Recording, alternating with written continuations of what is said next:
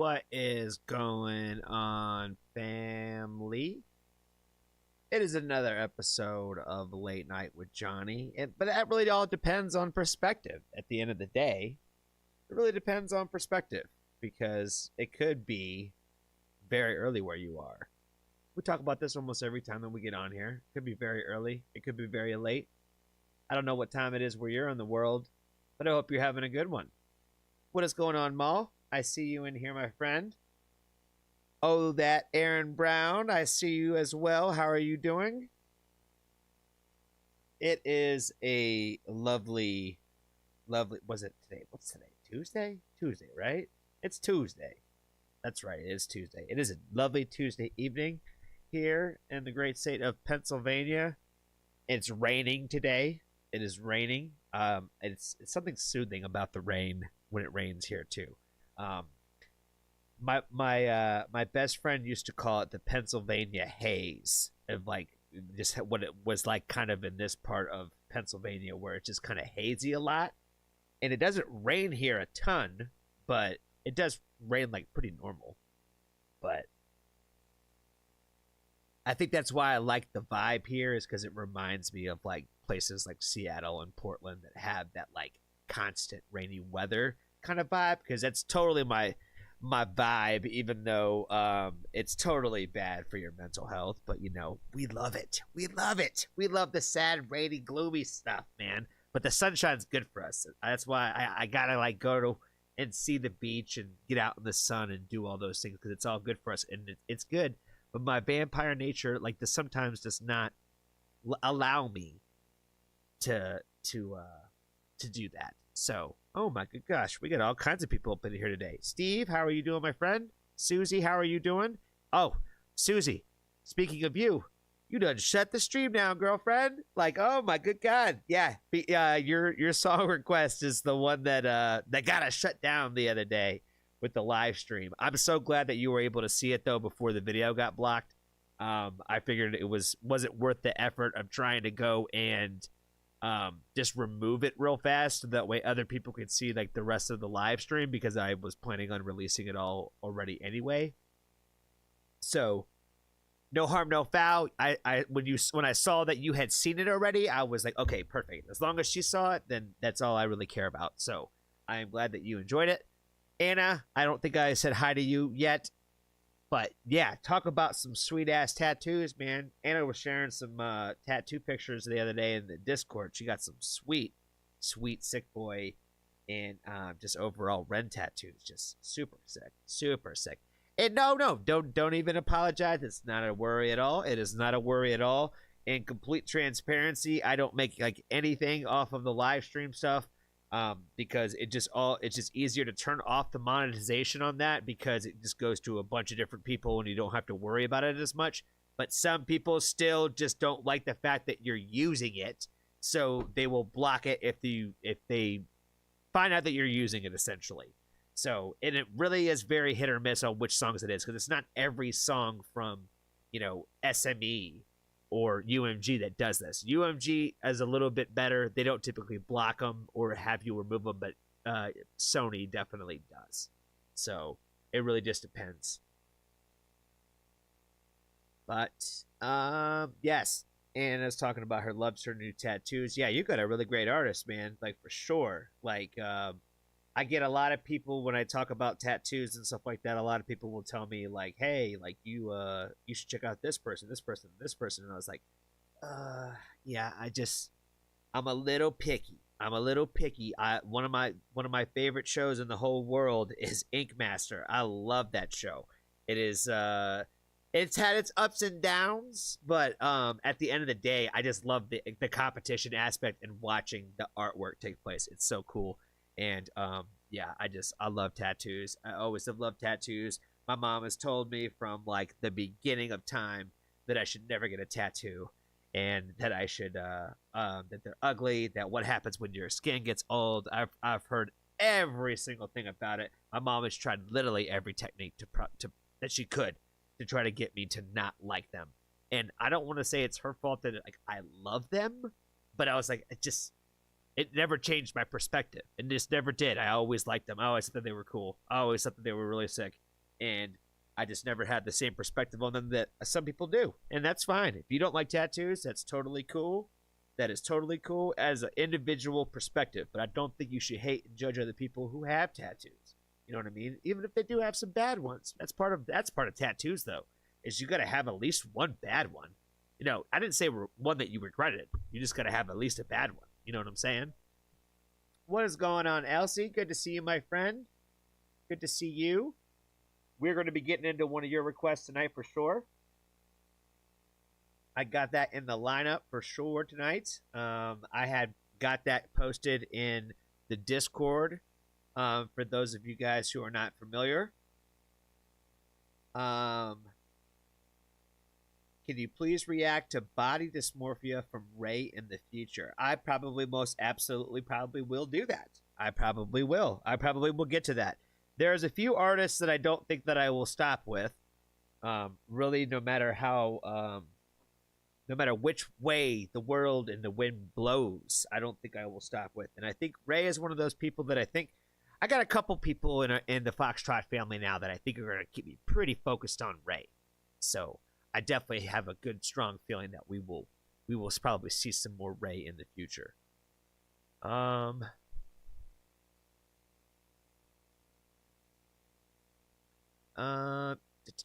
Let's see. Oh, that's right. The Discord. We were talking about the Discord and the lineup for tonight. So the lineup for tonight. Let me move this over here too, because this has been bothering me the last couple times.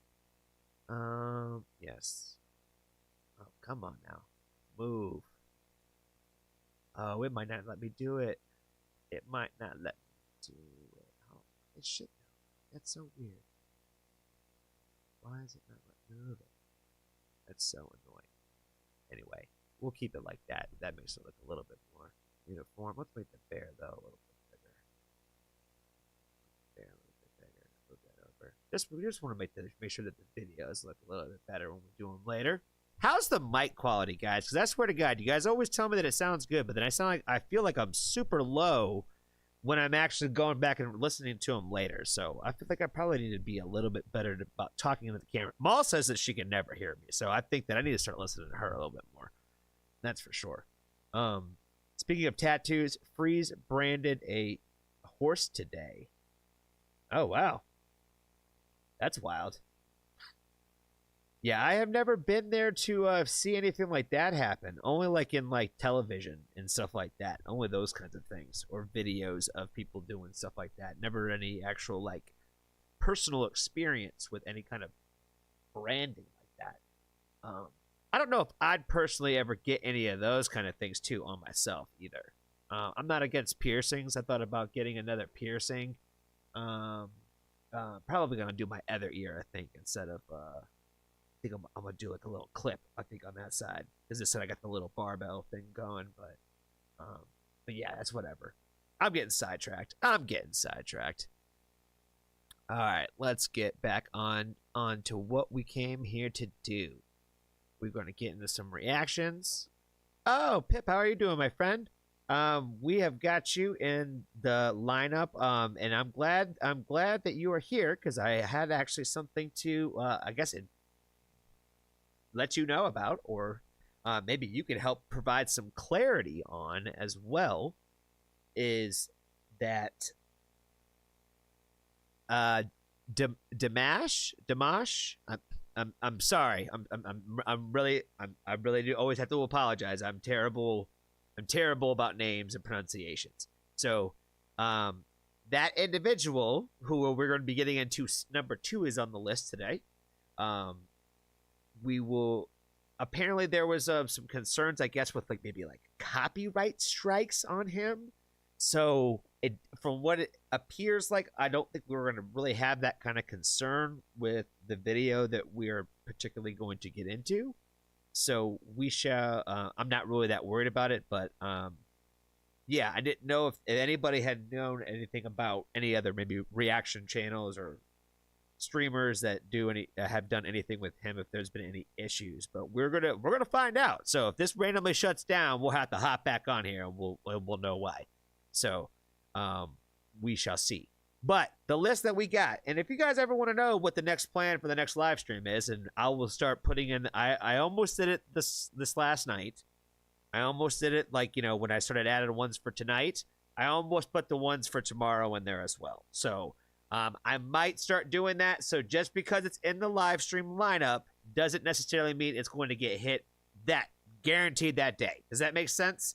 Because I also got to open the door like for even tonight. So if there's anybody that wants to do a paid request, a donation-based request, we will do that basically the next on the list, if that makes any sense. Like, I'm not giving any kind of priority to the list that I have today, other than the fact that this is just a list I'm going to go in.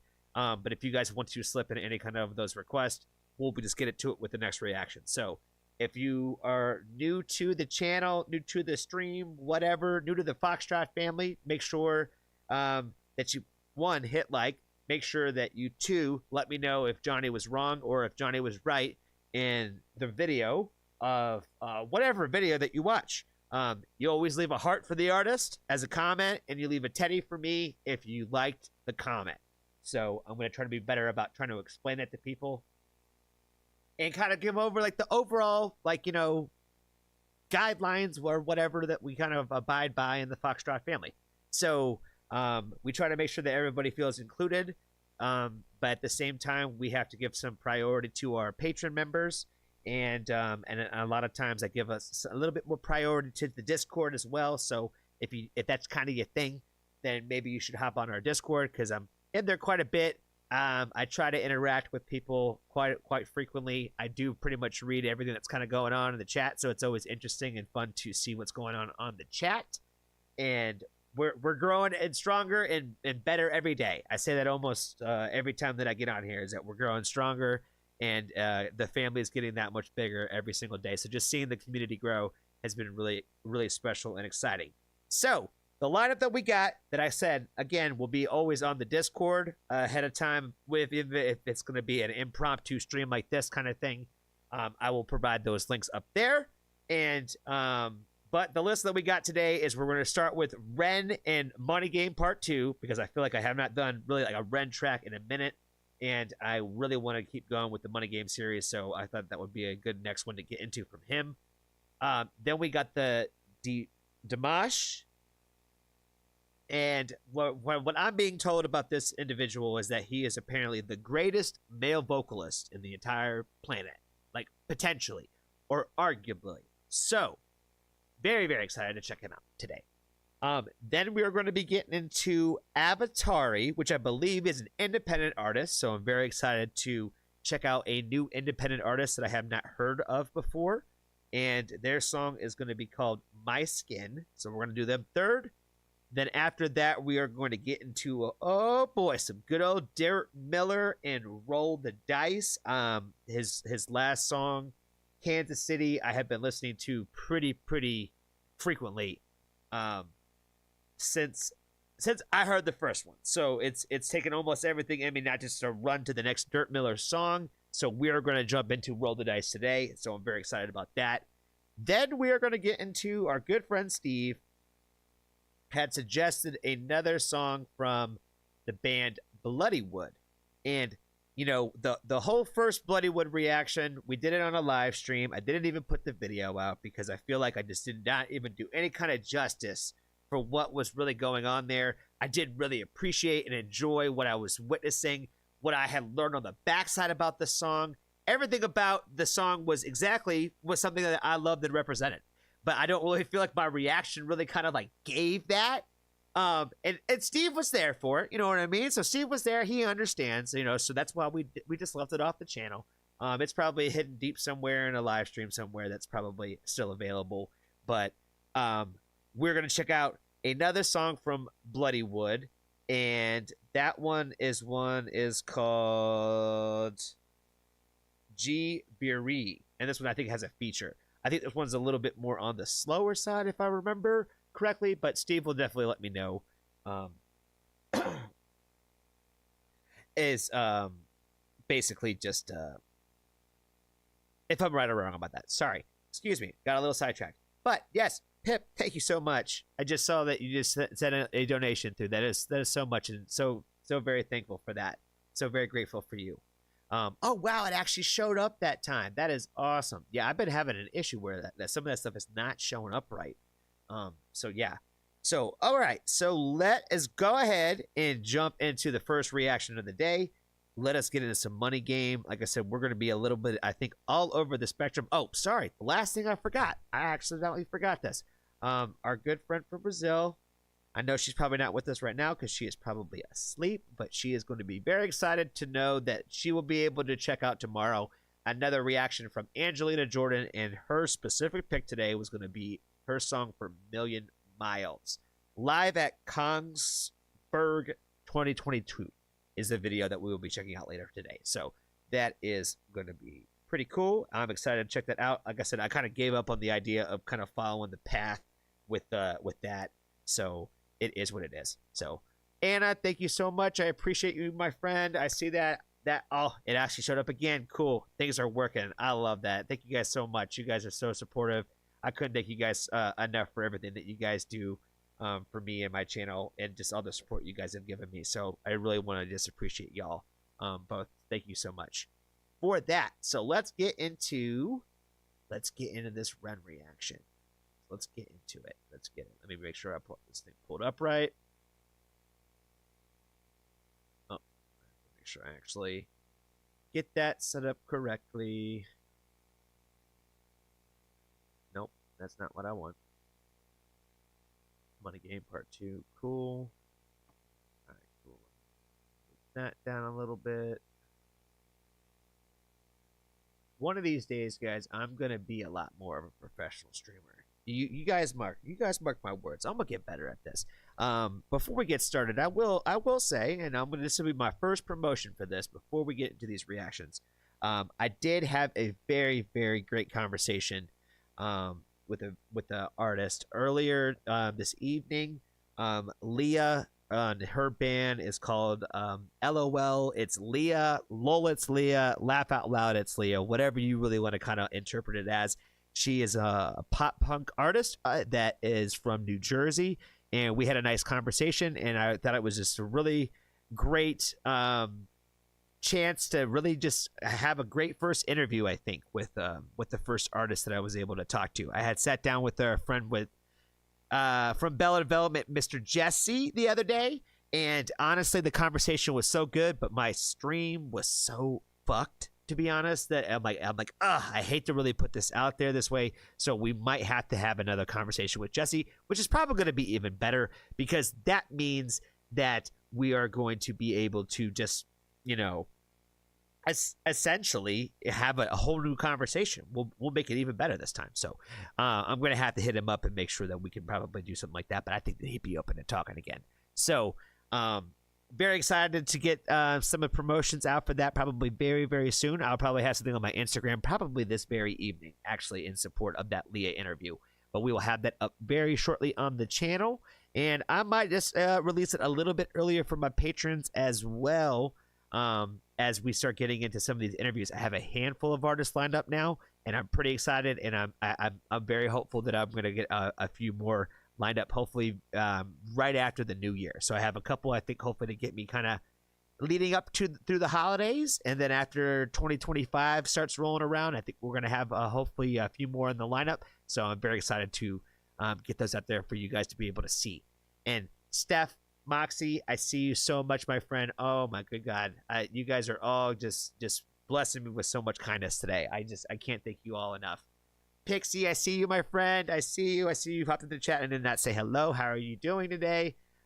We were chatting a little bit earlier, but I hope you're having a great day as well, my friend.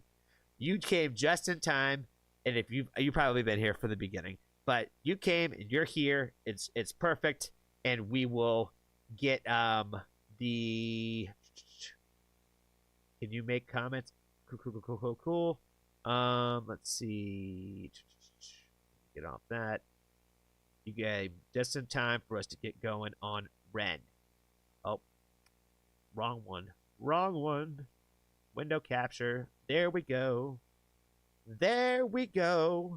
Money Game Part 2. I probably should have listened to Money Game Part 1 before I jumped into this one to kind of refresh my mind. on the Money Game series, but honestly, I don't really care. He talks a lot about money, and they all kind of tie together. I might miss an Easter egg or two or something, like if there's specific tiebacks, but that's okay. He talks a lot about money, so I'm sure there's going to be some references just all across the board. All right, so let me make sure that this actually is recording, because this totally screwed me up the other day where I hit record and then it stopped. And I hate it because every time that I do, I have to download it from YouTube, and the quality sucks. So I just want to make sure that it stays on this time, and that we can hear me. Everything is good. Everything is good. Diva, how are you doing, my friend? All right. Yeah, Steve says no need. Ren makes it fresh. Yeah, he makes it fresh every time. That's what I'm saying. Only he can talk about the same thing like 50 times and find new ways to say cool shit. That's how the greatest rappers or writers, poets, whatever you want anything, lyricists, any of those people. That's really the greatest ones. Period. Are the ones that can just say the same things over and over again, but find new ways to say it. You know what I mean? So, okie dokie. Let's get into it. I'm going to take a sip, though. Shout out to Monster Energy for not sponsoring me for this video. But they do keep me fueled, and they keep me going. You see, my energy levels are so much better today, guys. You know, that because I'm back on the monster. You know what I mean? It's part of the vampire diet a little bit, I think, for sure. Maybe that's the veteran in me, though. We were raised on energy drinks, you know what I'm saying? Like it was a problem. Rippets, if you know, you know. All right, let's get into Ren's Money Game Part 2. It has been a minute since we have visited the Money Game series, and I thought it was only time to kind of really get back into it. We've kind of been down the path of getting into some of like his hip-hop influence stuff, alternative versions of like hip-hop cool stuff. So yeah, it was time to get back into some money stuff. You know, the world's kind of spinning in a crazy fast direction right now. So let's go figure out and listen to Ren break it down so much easier than any of us can explain.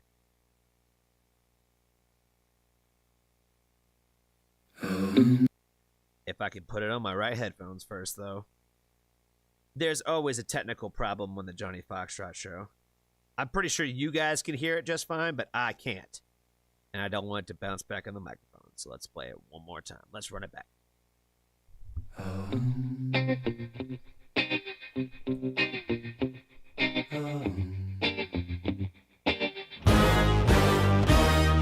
Strange time of living in panic and hysteria. Poor man learn, the rich man don't care for your narcissist mindset spread like malaria. Sit back and watch the show.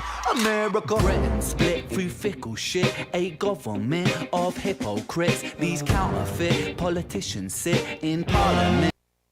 See? Why? The recording stopped again. Hold on. I'm double checking. Just double checking. Is it this? Is that what it is? No. The recording stopped again. That is so incredibly annoying. Why does it do that? Why does it do that, America? It's I'm so sorry, guys, because we're going to have to start over again. Because my mind went in a million directions with this. So we're going to have to run this back. We're going to have to run it back. This is some of the beauty behind the live stream, too, guys. And I appreciate you guys for hanging out with this. Because, you know, sometimes we got to run it back, and we got to run the take back one more time because it just did not work out that first time. It's a lot more fun recording these with you guys on here, too, than it has ever been just doing this by myself. I just put myself through probably so much hell doing this on my own that it's way more fun, even though I feel like there's like a weird added pressure of like when the chat's moving in the background. I don't know. It feels like I'm doing this with people. So it's fun. It's a lot more fun this way.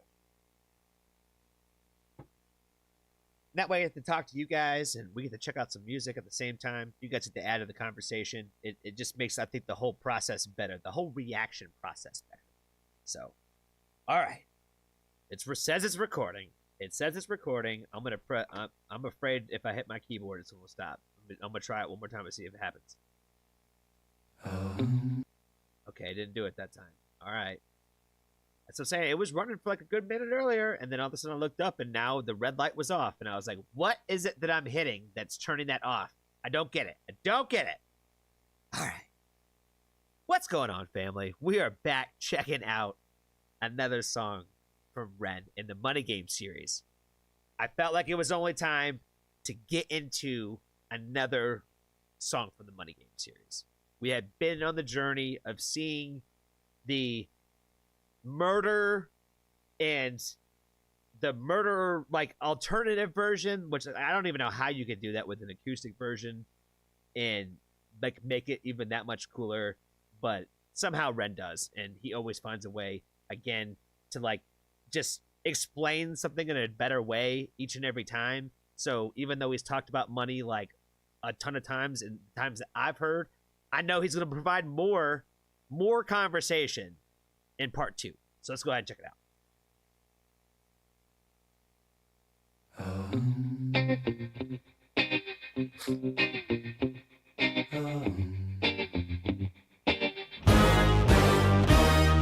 Strange time of living in panic and hysteria. Poor man learn, the rich man don't care for your narcissist mindset spread like malaria. Sit back and watch the show. America, Britain split through fickle shit. A government of hypocrites. These counterfeit politicians sit in parliament, not adequate. Come on. Needlessly bleeding, resources all dry. Turn a blind eye if it means a pay rise. Oh, what a shame it would be, I would die if number 10 Downing Street burned in a fire. Only joking, only messing, don't be stressing. I'm a peaceful adolescent, there's no need to be unpleasant. Write my thesis in a rhyme. He's like, I gotta make sure that I just say that I'm joking, guys. Gotta make sure I'm still saying that I'm kidding, because in some places you're not even allowed to like even kind of like put those kind of ideas out there. And that's one of the things, again, where music is an art form, right?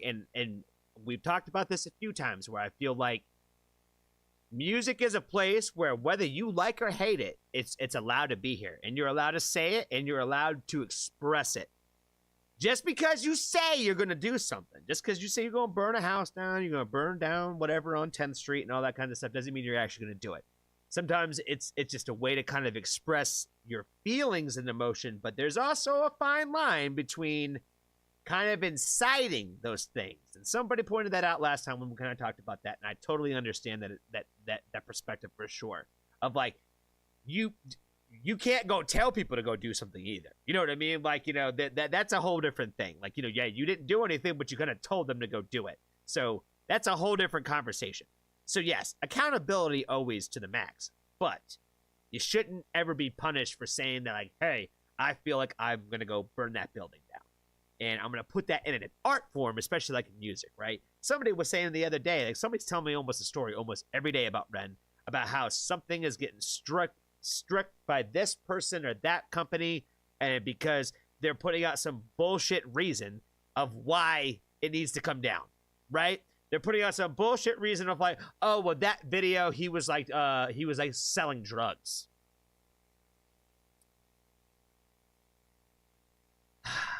You know, he mentioned it here earlier about how like the poor people are starting to realize that the rich people don't care about them. When you promise something to the poor people and you don't deliver that, that's how like really bad things happen. Like when you're playing with the poor people's emotions, that's like how really bad things happen. And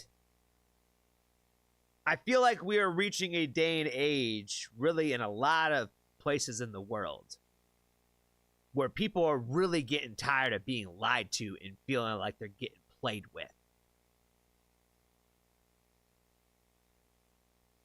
And the government has a place, and there is a need for government. There is.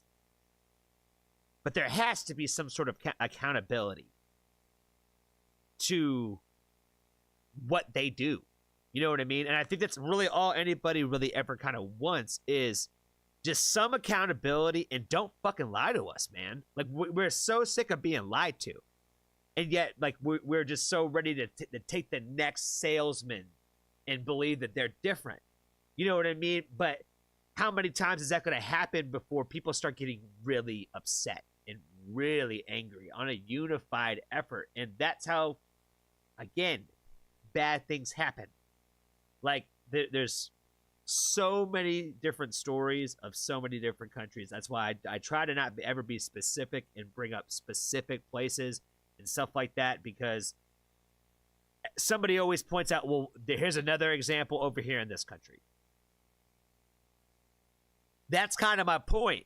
It's like, no matter where you live or what you might be somewhat familiar with, it doesn't mean the rest of the world is spinning the same way. And I feel like a lot of times, like, we are very much sucked into our own worlds, that we have a hard time understanding anybody's perspective outside of our own, let alone somebody who's not in our country. You know what I mean? And so, like, he's made references to, like, the United Kingdom and the American governments. And there's a lot of similarities to those. Like, there's a lot of differences, but there's also a lot of similarities. And the things that he's pointing out is, like, basically the hypocrisies. You know what I mean? That all those people who can make the change and do the thing don't really ever do any of those things. They'll make a promise, they'll do X, Y, Z, whatever, but meanwhile, it's all just smoke and mirrors, so that way they can really just make money behind the scenes. And I feel like we all know that. I feel like we all understand that they're just, like, letting us, like, argue about this little stuff over here, so that way we'll be more focused on that, so that way, like, you won't know that me and my buddies over here are really just trying to make this thing over here run the fuck up. You know what I mean? Like, why wouldn't they do that when they have the ability to? Like, that's the human, like, nature that you have to fight against. That is, like, you have to be better than just the ability to be able to be so greedy. You do. You have to fight against that greed. That's the whole point of, I think, this Money Game series for me when it comes to Ren, is the fact that you have to fight against the greed. It's natural to try to want to take and, like, just take it all for yourself, but you got to get past that. You have to. You have to try to fight against those natural urges to be selfish, because that is how your brain teaches your heart to, like, operate, where it's like your brain's like, I gotta protect this at all costs, no matter what that looks like. And then, like, what other things, like, help provide, like, safety to that? You don't really think about everybody else. Like, that's what Ren encourages us to do, is to try to, like, take ourselves outside of our own shoes and look at something else from someone else's perspective. That's what I feel like the Renegades are. It's like, it's people from all over the goddamn planet that, like, are all feeling the same shit in one way or the other about all these same subjects, because it's all not just one country. You know what I mean? It's not just one place. It's just not just one people. Like, everybody thinks that they're so much different than everybody else is. But at the end of the day, we talk about this a lot. Like, we have so much similarities amongst us that we're too busy trying to figure out what makes us different. But there are so many things that makes us so similar. And the fact that, like, the people at the top who got all the power and all the money, they've never cared about us at the bottom. And they never will. And there's got to be people that make it through the ranks and they continue to rise up like Ren does. And he keeps spitting that same message. But what happens? Meta comes in and says, yo, dog, you're selling drugs in your videos, fam. Can't do that shit. Bigger powers are coming and trying to push you down. Stop spreading that message. If you're just tuning in, this is the beauty of a Johnny Foxtrot live stream reaction. We get a little all over the place. We were only 46 seconds into the song. If you were tuning in to listen to this Money Game Part 2 song, you should probably go listen to the actual song. I always leave it right at the top, very first link. Go listen to the song. If you think I paused too much, also, again, go listen to the song. Go support the artist. I'm here to talk about it, not about, if you want to listen to the song, again, it's down there. Let's get back to it, though. Time scheme to analyze the brain while my fingers on the trigger of a money game. Oh, rain, rain, rain, rain. A storm it comes our way. And no surprise to distorted lies. Poison in the veins, but we don't upon the blame, blame, blame, blame. It's easier to blame. We point the mirror at ourselves. We're all part of this whole money game.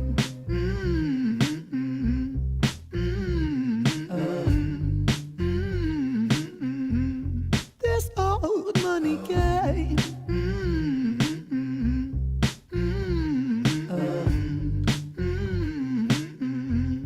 This old money is. So I'm guessing the reason why this sounds familiar is because like that's what like the first money game like hook was, right? Is like was like that slow little like guitar little lick and stuff like when he was like singing like all like smooth jazzy and whatnot. Like yeah, he got range for days though, for real. Like he goes to ska to R&B to hip hoppy, like it's all over the place, man. He kills all the genres. But I'm like, that's why it sounds familiar because I'm like, it's a great way to do a part two where like you kind of using that same little melody and whatnot, but you're playing with it and making it different, adding a little beat to it and stuff like that. Fire. Is a game and the ladder we climb turns a saint into a sinner with his finger in crime. I'll break it down for you motherfuckers line by line. This is business economics in a nursery rhyme. She sells seashells on a seashore, but the value of these shells will fall due to the laws of supply and demand. No one wants to buy shells because there's loads on the sand. Step one, must create a sense of scarcity. Shells will sell much better if the people think they're rare, you see. Bear with me, take as many shells as you can find and hide them on an island. Stockpile them high until they're rarer than a diamond. Step two, gotta make the people think that they want them, really fucking want them. Hit them like Bronson, influencers, product. Oh my god, all I can think about is I want to say that, and don't quote me if I'm wrong here. Don't quote me if I'm wrong here, because you might have to fact check this one. But I want to say that I have like read something about this exact same thing that he's talking about the idea of creating the scarcity. I've heard it with the idea of like making lemons. I've heard like I think somebody talk about the same premise with the idea of like lemons and lemonade, where you convince everybody that there's lemons from there's only a certain lemons from certain parts of the world, and that you gotta get them from there. And then like I remember it's like from a movie or something. I've heard a few of these different things before, where they basically have broken down this exact same thing, where like you're basically. He's breaking down the entire philosophy of how the entire process of how it could get the money. You know what I mean? Like he's literally just doing it. Like if you just read the lyrics, it's like the step-by-step process. Okay, now we're at the point where influence, product placement, feature primetime entertainment. Right, Super Bowl commercials. You know what I mean? Like you eventually get there. Why do we all know that the Pepsi Center halftime show is the Pepsi Center halftime show for the Super Bowl? Because Pepsi pays for it every single year, and they tell you every single like chance they get that it's the Pepsi halftime show. You know what I mean? Has anybody in the continental part of the United States of America? Now, you foreigners out there, like you might not be able to say this, but if you've ever been to the U.S., there's two sodas that everybody knows. And everybody has an opinion, typically, if you drink soda. Coke and Pepsi. Those are the two. They've been around forever, man. They've been around for the last, 30 years? At least both of them been around for the last 30 years. Coke, even longer. Pepsi, I can't remember exactly when they came into play. But at least the last 30 years. At the minimum. There's not a person in America that does not know about Coke or Pepsi. Why do they continue to spend the money to have the Super Bowl halftime show? Why do you continue to see Pepsi commercials anywhere? Why do you see Coke commercials? Why do you see every year Coke and Santa commercials? Why? Because you want the Coke can with Santa on it, just like I do. Just like I do. It's the same Coke. You might not have bought Coke all year, but you might buy that one pack of Coke with Santa on it just because Santa's on it. Reese's does it with trees, Halloween goats, Valentine hearts. See what I'm saying here? Like, you know, we just live in a world where, and the only reason you're getting it is because it looks a little different. It's just another way. It's just another way to make money. And it constantly is being shoved in our faces all the time. I can't speak for everywhere. I can only speak for the U.S. this way. Because that is just how our society is. Like you said, you'll see a million Coke billboards all over the place, and it's all just subliminal messaging for you to just pick one of the two sides. You know what I mean? And at the end of the day, isn't that we're in a constant battle in America, is picking one of the two sides? That's what happens in Monopoly. Eventually, everybody owns one side or the other, and you got to pick one side, or else you're on the other side, and you're on the wrong one. You know what I mean? Why does it have even a conversation of like the fact that I'm a Coke guy, and people who don't like Pepsi? Why have we had countless conversations with that about that at like dinner tables where it's like, you drink Pepsi for real? Like, it's a dividing technique. It's another way to divide people. Money is at the root of all evil. You know what I'm saying? For the love of money is the root of all evil. Somebody quoted me because I didn't quote the exact Bible reference. But you know what I'm saying. You know what I'm saying.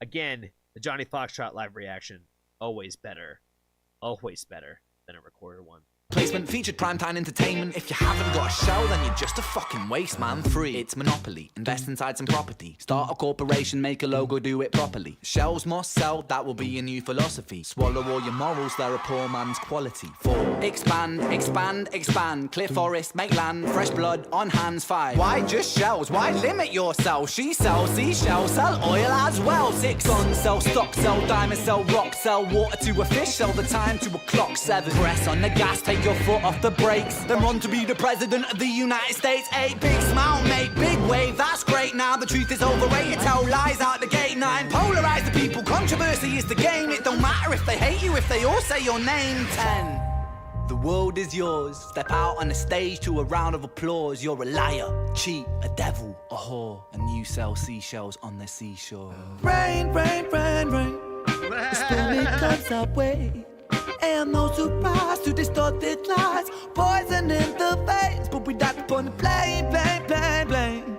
It's easier to blame. We point the mirror at ourselves. We're all part of this whole money game.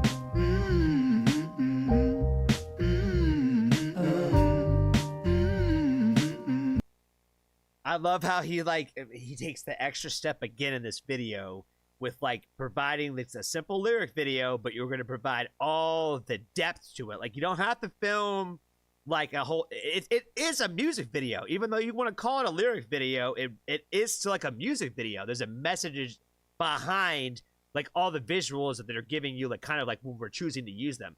Like, you know, the right here at the end, the mass panic, hysteria, like, oh my good God. Oh my good God. He opens the door for Pandora's box like literally every time. Again, I feel like all I could really do is just say that like this, he is just like, he finds always the best ways to just like paint these pictures to really get you to think about any of this stuff. And again, I think I brought it up, I think on the last Money Game reaction I did to Ren, where I said, I'm like, there's been times even in my time with YouTube so far, and now I don't have that problem at all, where I'm like, I almost let like that little bit of greed control me in like which reactions I was choosing to pick. You know what I mean? Where I'm like, well, this one I can monetize and this one I can't. And I didn't want to do that. I wanted to do the reactions that I wanted to do. I wanted to support the artists that I wanted to support. And I wanted to be able to give those reactions, especially to those people who asked for them, or if they were specific requests.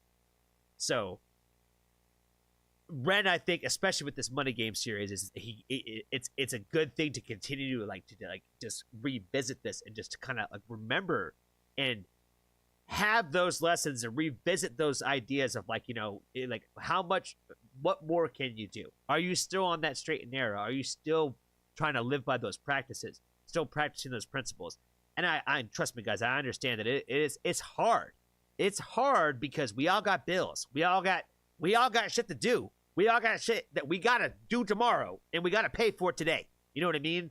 So I understand that it is really, really hard to do that, and it's tough, but you really gotta try to use your best foot forward, and really just and try to always make sure that you can sleep comfortably at night, and that you knew that you could do as much as you could, because at the end of the day, like, don't let the money change who you are.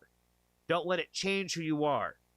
Like, it's so everybody's always just at the half a step away from going on a path that they don't necessarily want to go down, and just don't ever let it go.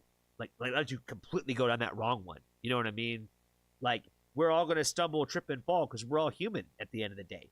But we got to try to do our best to just try to better ourselves each and every day. And I think that Ren is always just a good example of that. Really, when it comes to everything, when it comes to just how we look at our lives in general, how we look at humanity, how we are in terms of like what we do and giving back to others and the planet and all of that. You know what I mean? Like, just taking care of ourselves in terms of our mental health and doing what's right for us and doing what's right for the people that we love and care about. You know what I mean? So I feel like he's a little bit bigger than the music that he makes. Does that make sense? I feel like he represents an idea of something, and I feel like only he's the one that kind of is kind of like the poster child of that. It's really kind of difficult to put into words, but Ren always finds the best way to put them into words. Oh man, that was a long one.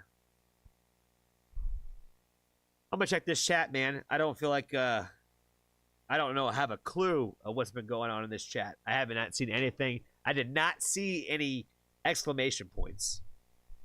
It is on the list though, on my Christmas list, to get me one of those little projector drones that I was talking about. So that way I can have something to look for my, for my chat specifically. Oh man, oh boy. Oh,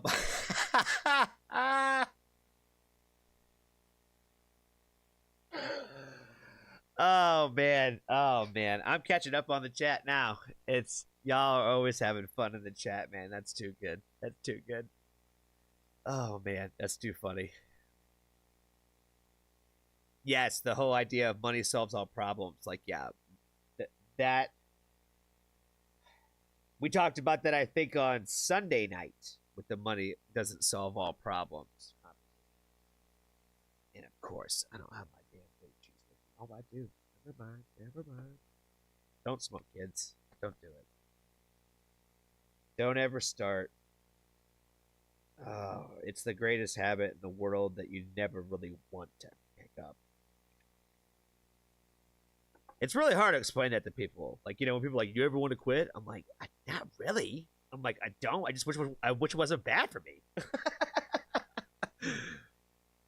It's not the fact that I don't enjoy the activity. Oh, shit. But yeah, I had to get off the cigarettes, man. And if any of you guys still smoke cigarettes out there, like, I would highly recommend try to maybe switch to, like, a Salt Nick vape or something like that. Just because, like, I do feel a lot better. My lungs do feel a lot better. So I just am a testament of somebody that loved cigarettes. And I had to make a change just because I was like, man, I am just, I feel like I'm killing my lungs now. So, but I understand that some people don't like the idea of smoking out of machines and stuff like that as well. So, but if you're open to the idea, I would recommend something like this because it did help me. So, and there's a couple other products out there too. I don't push anything specifically, but do what's right for you. And I'm not ever going to tell anybody to quit smoking. You know what I mean? But at the end of the day, I wish I could quit, but it'll never happen. It'll never happen. It'll never happen. Shout out to Monster Energy. It's a great time.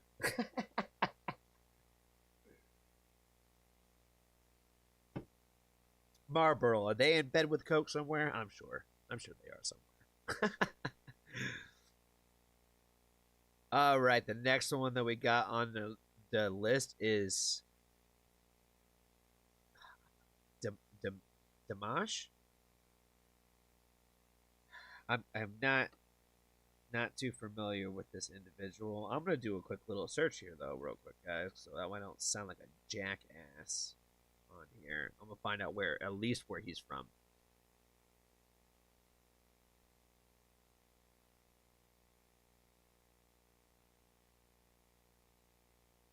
Kazakh? I don't even know what that is, to be honest with you.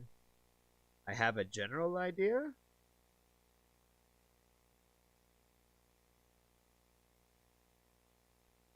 Oh yeah, sure enough. That's exactly where I thought it was. Okay, cool. So yeah, I've actually been there.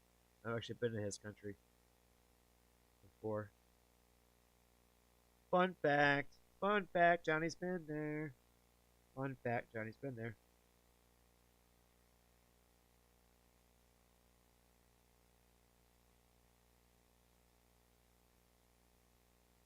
Oh, thank you so much, Maul. I have not been sharing nothing in these damn things, man.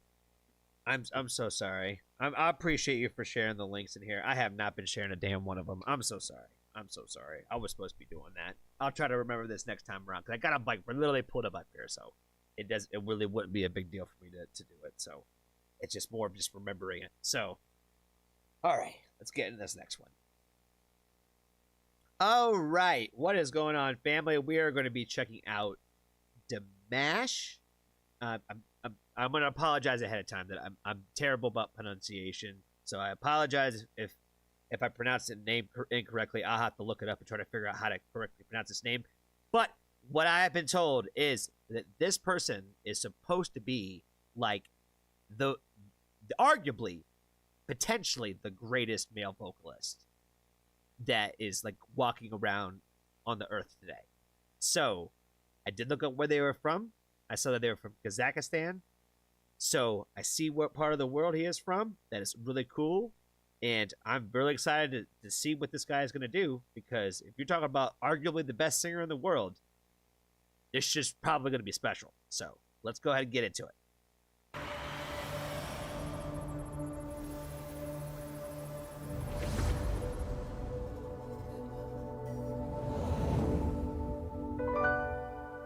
Pourquoi je vis, pourquoi je meurs,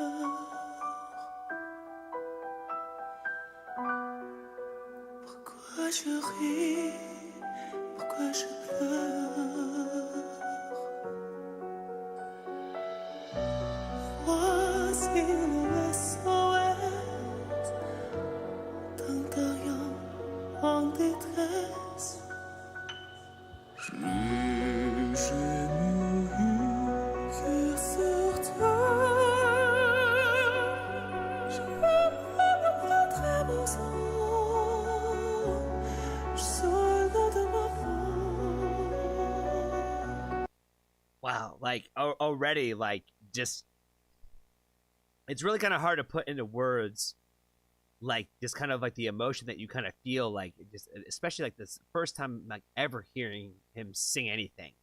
Like it really kind of hits you like a wave, like really quickly, in a way that like it's really kind of hard to do, where it's really kind of hard to explain at the same time. Like I've heard so many great vocalists and so many great singers that like they will have, you know, very moving performances, but something about him already too, like, you know, it just very soothing and just like, draws you in, and like the way that he has like shifted like registers in his voice, like just so effortlessly, if I could speak, and just so smoothly, it's just like so magnificent and like just so like crystal clear.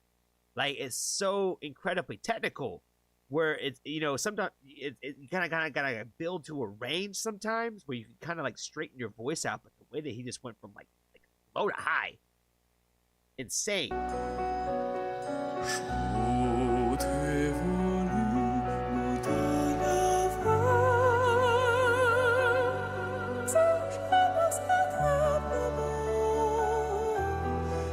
Love it.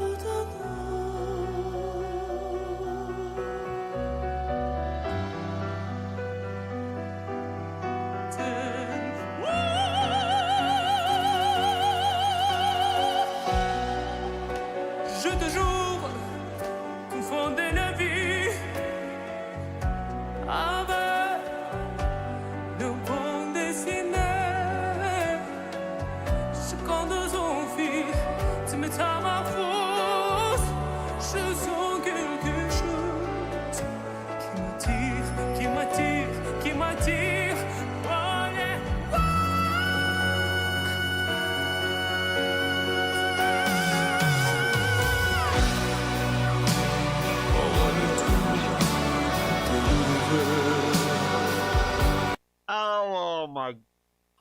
God, man. Oh.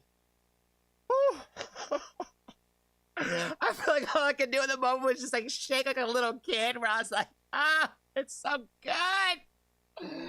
Oh my God. I was just sitting there thinking, I was like, man, like no matter which register he sings in, I'm like, it's like so fire. Where it's just like, he can sing anything and it would sound amazing. You're like, all right, like, I can only imagine like the songwriters are like, oh, okay, just do this. Like, you know what I mean? Like, just say these words and do this and then do it with your voice. Oh my God. Like, yeah, anything that he would do is good. I gotta go back and listen to that one more time. Je sens quelque chose qui m'attire. Oh yeah.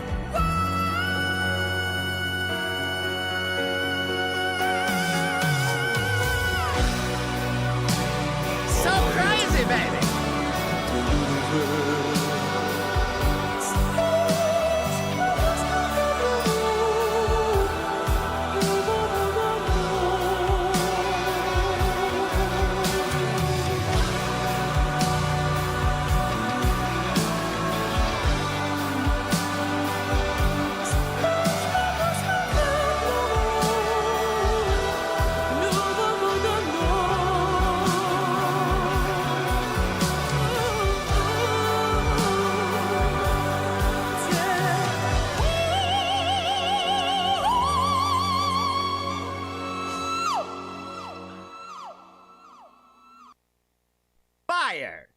Fire. Not only the voice, but the way with the little wings popping out in the background. Oh my God.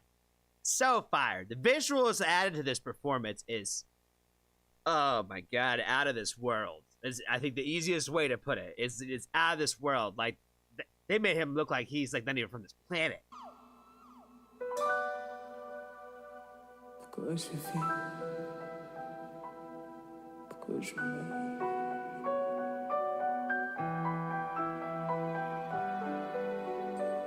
Pourquoi je ris? Pourquoi je pleure?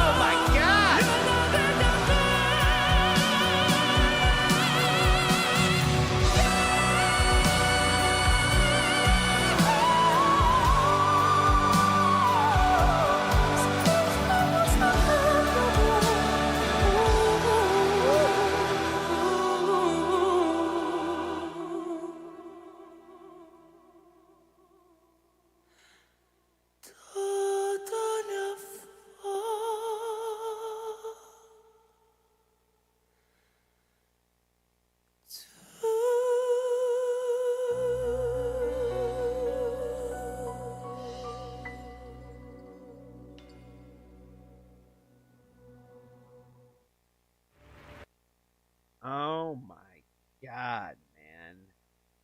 That was absolutely insane. I don't think I was ready for like any part of that. Like you guys said that, you know, arguably greatest male vocalist on the planet, right?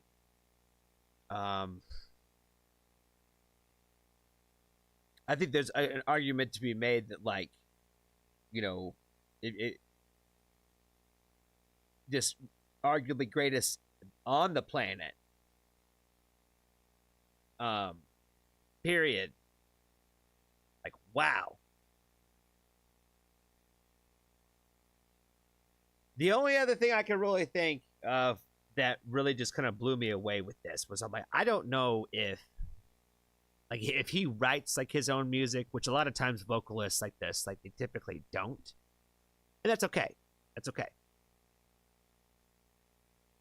But even if he doesn't write his own stuff, his performance, he sells the hell out of that shit. You know what I'm saying? Like, he sings it like he believes it, if that makes any sense. Like, he sings it like he believes it.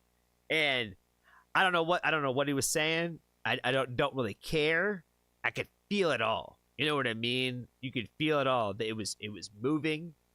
It was emotional. It was visually like appetizing. You know what I mean? Like I said, like the addition of the wings and like just the way that it was like colored and like the way that they changed it and the shots that they used throughout it was just all just done so beautifully. It was just truly magnificent. Yeah, I don't think I really got much more to say other than the fact that like I'm just completely blown away by this. Like, yeah, all I could think of was like, you know, I can only imagine how much money people would pay to go watch this guy sing. I would go so bad. It's probably way out of my price range, but like, man, like what a like sight to like behold. You know what I mean? Like, there's only like so many singers that come along that like just have the ability to even do something like this, and like it's just like I said, I'm completely blown away.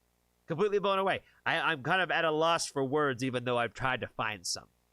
I don't have much more to say other than the fact that this was extremely great, and I'm sure I'm gonna want to find out some more about what's going on here. And be sure to let me know #Johnny's wrong or Johnny's right on how I pronounced his name. And let me know how to pronounce it correctly if I didn't. If you don't know, you leave a heart for the artist, and you leave a teddy for me. And if you have not joined the Foxtrot family, there's always room for you. Thank you for watching. It's so really weird to do this when you guys are on here. And that's the first time I've even tried doing that, with you guys being on here on the live stream like that. So I don't think that went well, but that's okay. We will figure it out. Shout out to Monster Energy. They don't pay me to say this. Oh, man. All right, let's go on in this chat. Yes, Pip, that was an amazing request. Absolutely. Oh, my good God. I'm still I feel like at a loss for words for that. Like, I expected great vocals, but I didn't expect, I guess, that. It moved me way more than I guess I wasn't prepared for, if that makes any sense. And but like I said, not in a bad way, or not that I didn't think it was going to move me. It was more like I'm expecting something really great here, but I was like, wow, this is more than I thought, if that makes any sense. So, absolute great, fantastic. #Johnny Speechless. Yes, I couldn't think of what else to say, other than I'm like, this is fantastic. You know what I mean? It really is. Dimash. Like Dimash. Is that a little bit better? Dimash? I don't think anyone is prepared for their first encounter with Dimash. Am I saying it better that way? #not-sponsored. Stage performance and directing adds to the vocal performance. Absolutely, Dottie. Yeah, that's the thing. Is like absolutely insane. Incredible vocalists, like absolutely insane. And taking that next, I went and saw Josh Groban when I was a teenager with my mom and my sister for my sister's birthday present. You know what I mean? Like, I've seen some great vocalists perform before, and not that I'm like some big Josh Groban fan, but like his show was pretty good too. You know what I mean? Like, you know, it was a stadium tour. We were down there in San Antonio at the SBC Center at the time. I think it's the AT&T Center now. And, yeah, we saw Josh Groban. I saw him running across that stage doing the little angel thing. You know what I mean? He'd run across the stage and go, ah, you know what I mean? Like, it was back and forth. That's my biggest takeaway from the Josh Groban concert was that. But, yeah, my sister loved him. I don't even know if that guy's even still making music like that anymore. Who knows?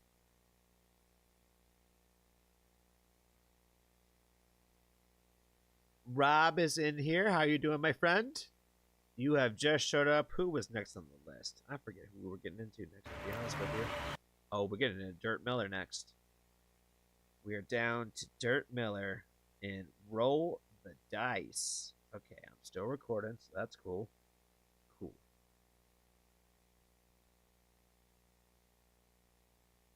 Yeah, I'm gonna figure out if I'm saying homeboy's name right or not. I'm not sure if I am, but I'm gonna figure it out.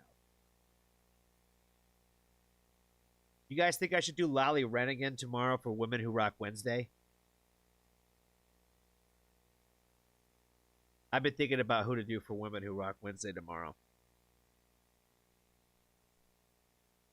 I wonder if the Warning Army has caught on to my I'm not going to release a video of a recorded reaction of the Warning on Wednesdays anymore. What if they caught on to that last week? Or I'm experimenting, if you will. Well, I was more or less preparing for like the fact that I was going to only be able to kind of live stream for a while on a temporary location. And it's just easier to explain that in a live stream than it is in like every single video. Maul said to not worry about it earlier about providing the link, that she's already got some typed up. So I just want to say thank you, Maul. What I really appreciate her. Whenever Johnny gets an assistant, I'm calling Maul. You know what I mean? Whenever we get to that point in the journey, I'm calling Maul. She's been one of the greatest and most helpful supporters that I have had, and I always want to make sure that I give her all the love and praise that she deserves. So thank you so much, Maul. The next song that we are going to get into today is Dirt Miller, and the song is going to be called Roll the Dice. There's a couple of things that I really liked from the Kansas City video from Dirt Miller. I think it really showed a lot of depth in in one video of kind of like what this artist particularly probably kind of gets into in their music. The fact that they're independent also definitely makes me a lot more drawn to them, because we definitely want to show some love and support for all the independent artists out there, for sure. So I have been listening to Kansas City pretty nonstop since I listened to it the first time. So I need to add another one to the repertoire. So a few of my good buddies over there, on the Discord, they said, hey, those real pals, if you know what I'm saying. They said, Roll the Dice was the next one, Johnny. So let's get into it.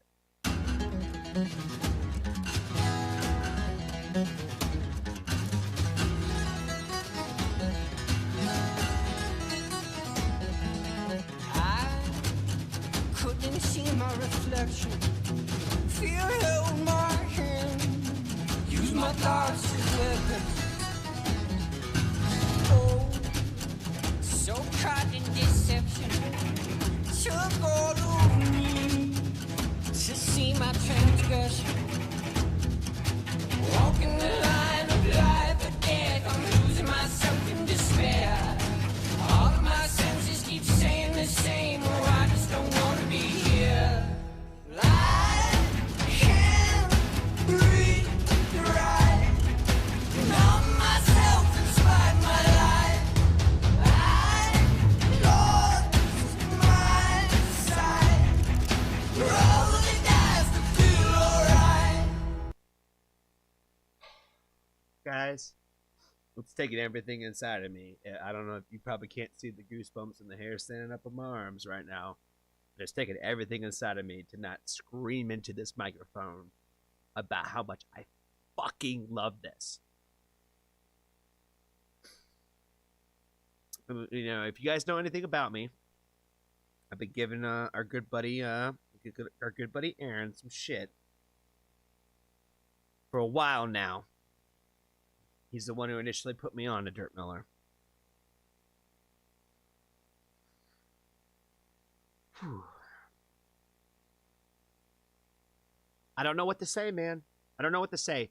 Like, this is the type of stuff where I would say that, like, this kind of style of music is not my typical bag.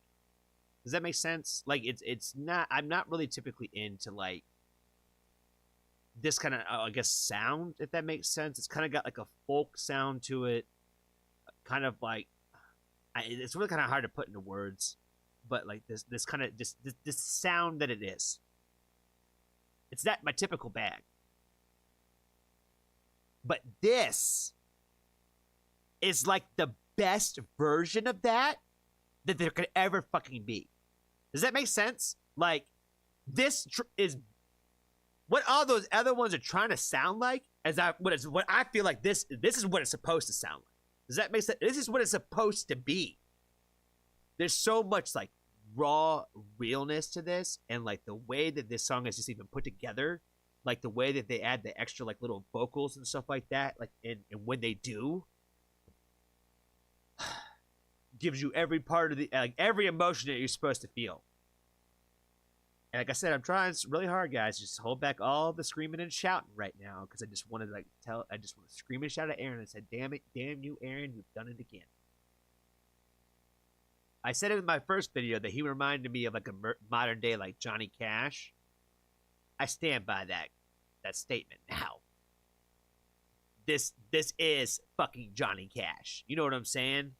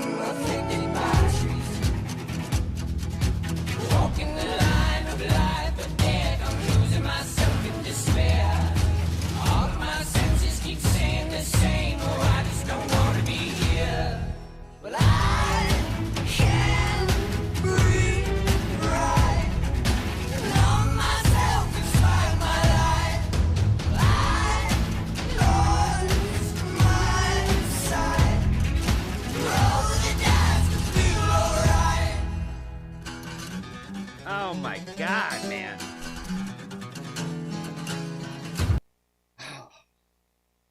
Like the swag is different in this one, but it's the swag is on a million again. The jacket is so damn cool, man. Everything about this chorus is like a punch in the damn face in all the best ways. Like this, like it's not a song that's like supposed to like make you want to cry, but I guarantee you this song is gonna make me cry one day. I guarantee you. I just put up on my Discord, and if you are on my Discord, go check it out. It's at the very top now. It's called Johnny's Private Stock, and Johnny's Private Stock is like the songs that are like the most like close and personal to me. Like, there's a million things I could tell you about them, other than the fact that like they're very personal to me, and that's all I'm gonna say, right? So I share them there. I just started doing it, and normally, if a song's in that playlist, it's because I've shed some tears to it at some point in time. Whether you think that song is the one that you'd cry to or not, it's because I shed some tears to it. This one right here, I'm telling you, it might not get me today, but this one's going to get me one day. I promise you that. This one is probably going to end up in that private stock, probably sooner rather than later. I know this is a bold statement to say because we're not even fucking done with this song yet, but I needed to get some fucks out, and that's how I'm feeling about it. That's how I'm feeling about it. Look at this fucking hat, man.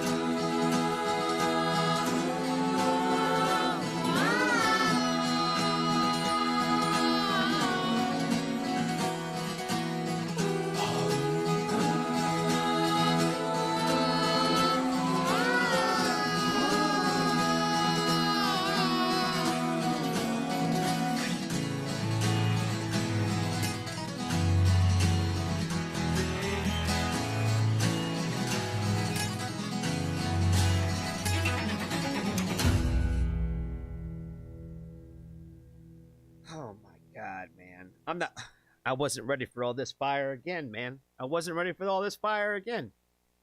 He's just filming shit out in the middle of the fucking desert, and it's like the coolest fucking videos I've ever watched. You know what I mean? Like, how does I don't understand people that could do this to me. I don't get it. I don't get it. That's why I said Aaron, I think, has my voodoo doll somewhere, and he just knows, like, he plays songs to it, and like when the voodoo doll moves a little bit, he's like, that's the one I'm gonna send to Johnny. That's what I think probably happens. So there's got to be something that he knows that I don't know about myself. That's the only thing I can think. It's the only thing I can think of. It's the only thing I can think of.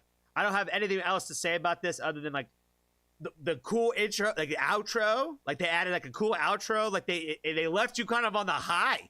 You know what I'm saying? Like, oh, it's so artistic, fucking man. It's so artistic, man. Like I said, this is a song that it's it's talking about all like those really dark days, but it's got like an uplifting feeling to it, and like the idea of like rolling the dice, like fuck it every day, where it's just like it doesn't matter because every day is a roll of the dice. Thank you, Aaron. Thank you. You are, in every word of the sense, a real pal. You really are, man. You really are. Thank you so much for the suggestion. This was the perfect next addition to my Dirt Miller collection now, because we're gonna keep going. Absolutely. There's no fucking way. I don't care if I get three views on these videos. I'm listening to them. I don't care. We're gonna keep going. Man, that was fire. Is OTAB still on here? Oh, he is. I was gonna say, did he dip out when I did his song?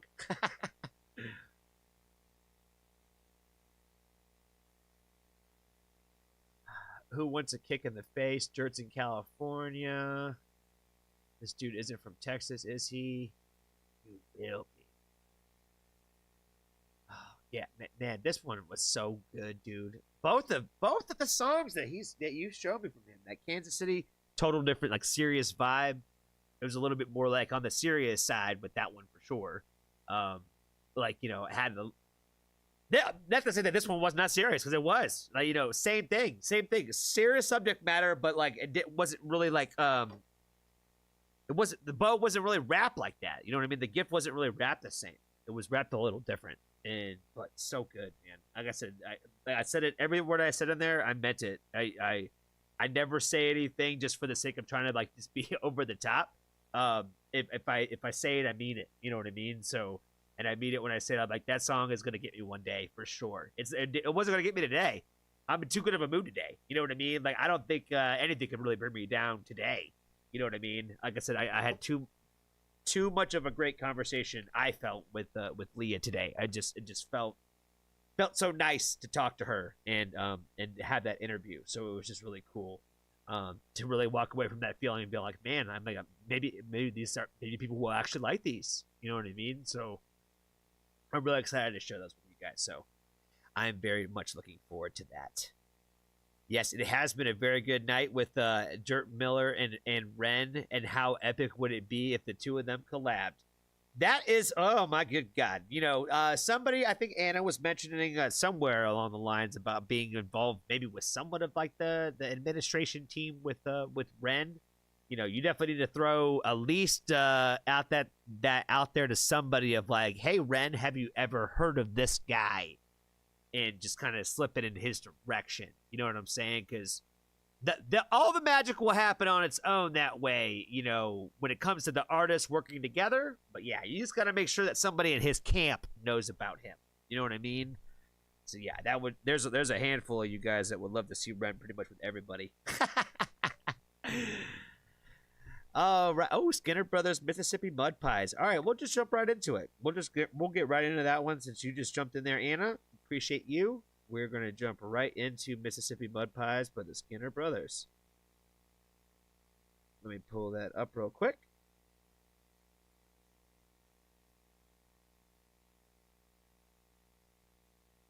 Oh, thank you, Alan. I see you in there talking about how you would want to hang out with me. I would appreciate that. I would want to hang out with you too. One of the things that I have wanted to do, I've talked about this a little bit on my Patreon and on my Discord too, for sure, is that you know, more of the private settings. But I'll say on here today is like, you know, one of the things I wanted to basically do with my channel was to be able to, you know, travel to shows in other cities, to be able to do stuff like that and try to get to some like mutual destinations that we could get to. And I know that's difficult when, you know, we have people like Ren or Angelina Jordan that might be like, you know, the fandom that you're a part of, or whatever. Like, you know, the specific artists is going to be a little bit harder than others. So, but you know, as we get into more, it would be cool to be able to do something like that. When I think about like long-term goals and lifelong goals, I would love the idea of trying to put together some sort of like, I don't know, like festival concert charity thing type of deal, something like that, where we did it for like mental health or something like that, and try to get artists to come do a concert or like for a day type of thing. But that's like I said, that's like down the years, like kind of like big wishing, like long term thinking. So yeah, there's been a handful of people that I've actually already met. So we met at the Warning Show. So meeting me at the show is definitely the easiest way to meet me, or at some sort of meet around a show.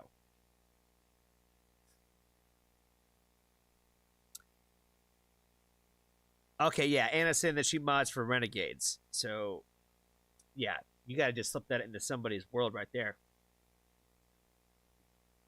Somebody from Ren's team liked my the fact that I shared one of his stories today. So that was actually really cool that happened. That's the first time for me with Mr. Ren and his team. Like I said, I know he put up a thing about his team was running his accounts right now. So just to be even acknowledged by the team was cool. So that was cool.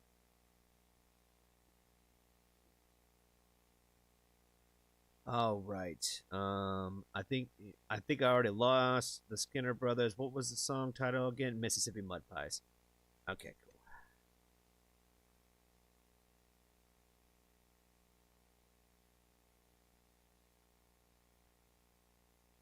Oh, and there's a music video. Cool. Listen to that.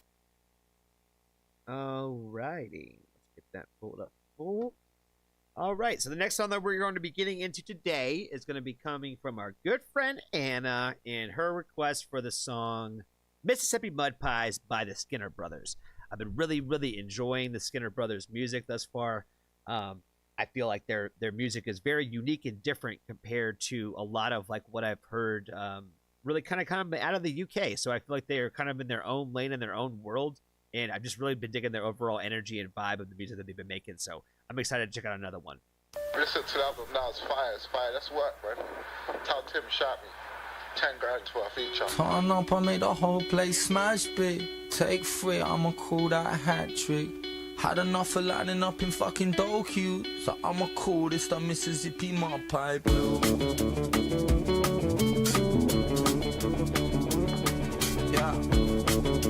Alright, let me drop this, yeah? Let me tell the story. I got a Mississippi blues on my fat lip Nikes and flared out jeans with my Umbro spikies. Walk about the city, I'm depressed, but you like me, cause everybody had a little phase in the 90s. Don't wanna get tired, so go again. Nah, I'm out of back, they smoke, crack and blow back. Got me singing throwbacks on the sake of Genesis. Sipping on that Jack Black in a black Mac in a black hat. I'm taking a piss cause I'm flying, wildin', looking at my white super styling. I went on my boom and I got Lou Reed smiling. Let me try that again. Lou Reed.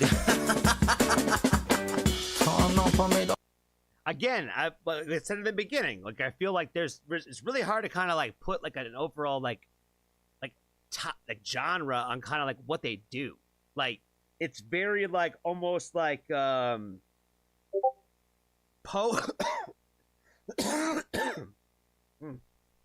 me.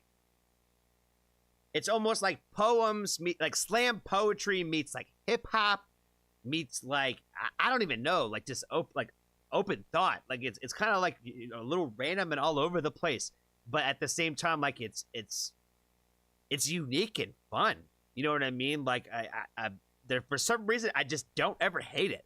Even if the lyrical content isn't typically something that would like match like the same kind of like thing that I would typically hold like maybe like a rapper to, but that's what I'm saying. I don't really consider him to be a rapper.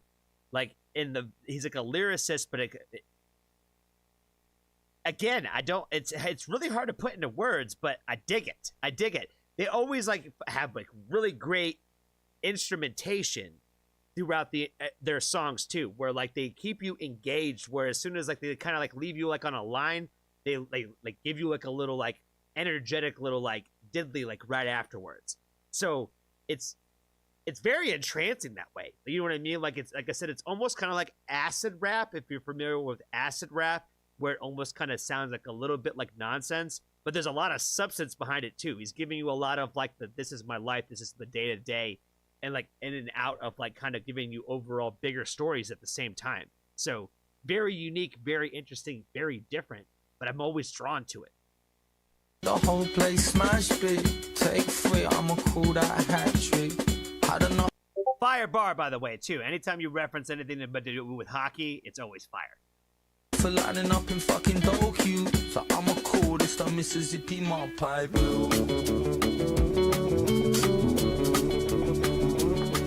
Yeah.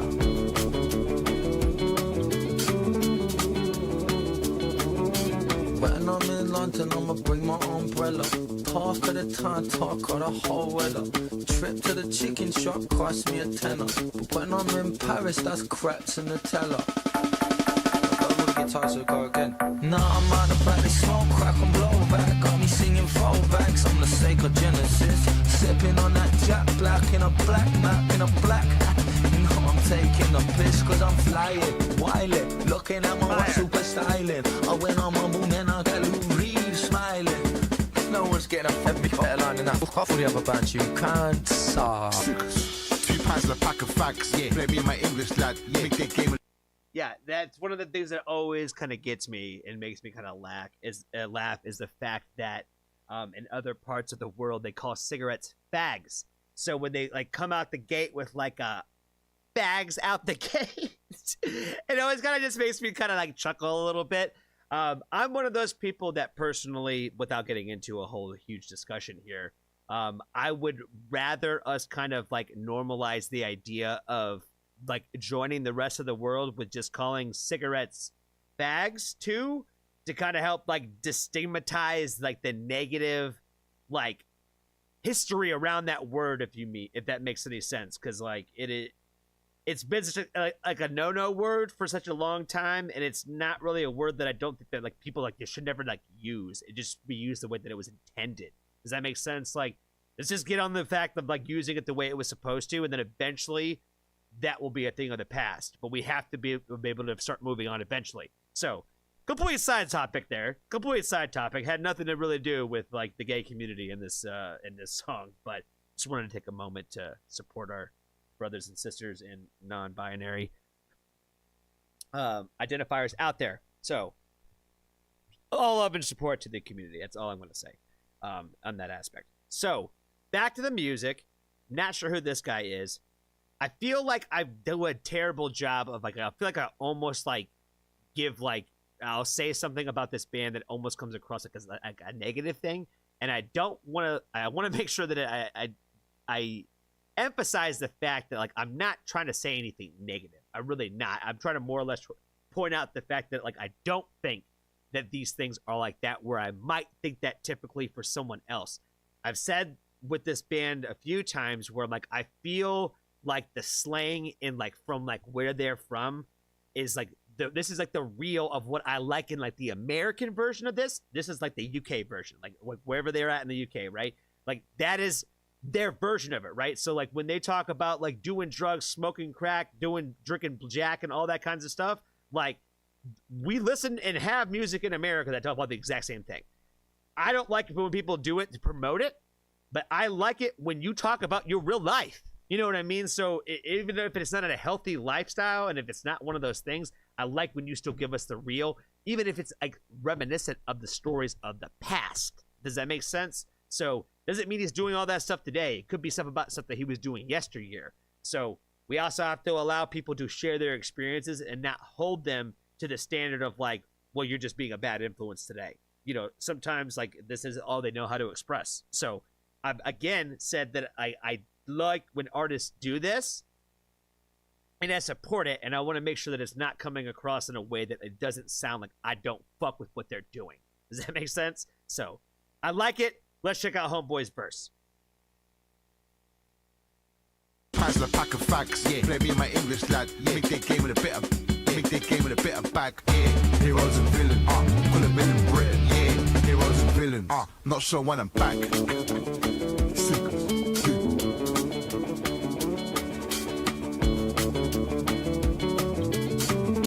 Honestly, man, I don't know who that guy is. I don't know if that's like one of their homeboys, but I would like, really, man, you couldn't give him a little bit more than that? Like, you couldn't give him a little bit more love? Like, you know, you want to just show your man a little bit more love on the feature. I feel like he gets kind kind of came and went a little bit.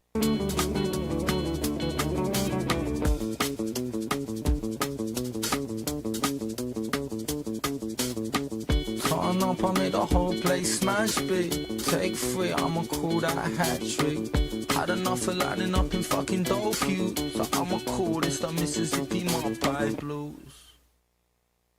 I don't know why he calls it the Mississippi Mud Pie Blues, but again, it's another one that's it's got a bop to it, man. Like I don't feel like they miss a lot with just like the idea, but they just have like really good, easy listening music where it's just kind of a vibe where it's not really like kind of like raging music, but it's kind of like got an energy to it that just kind of makes you kind of feel that way a little bit on the inside. So I don't know. At the same time with like sad undertones, so it's cool. I dig it. I love it. I kind of fuck with the Skinner Brothers, man. I dig it. I like them. Thank you so much, Anna, for the suggestion. I appreciate you. I appreciate you for suggesting them. You were the one who turned me on to them in the first place, and yeah, keeping me going with the Skinner Brothers. I still don't know how I feel about the Masks. Like, I like it and I don't at the same time. I feel like there's... I don't know. Like I said, I don't know. I don't know how I feel about the Masks. I kind of like it and I kind of don't like it at the same time. All right, let me share the Skinner Brothers link if I didn't, or if no one's already done that. I'll go ahead and share that real quick. Just in case. And then we're going to get right back on the train. The next one, I want to make sure, let me just double check my Discord. Just to make sure that I didn't skip nothing. Okay, yep, Kurt Miller. And then the next one on the list was for our main man, Steve. This one was all for you, my friend. This one was all for you.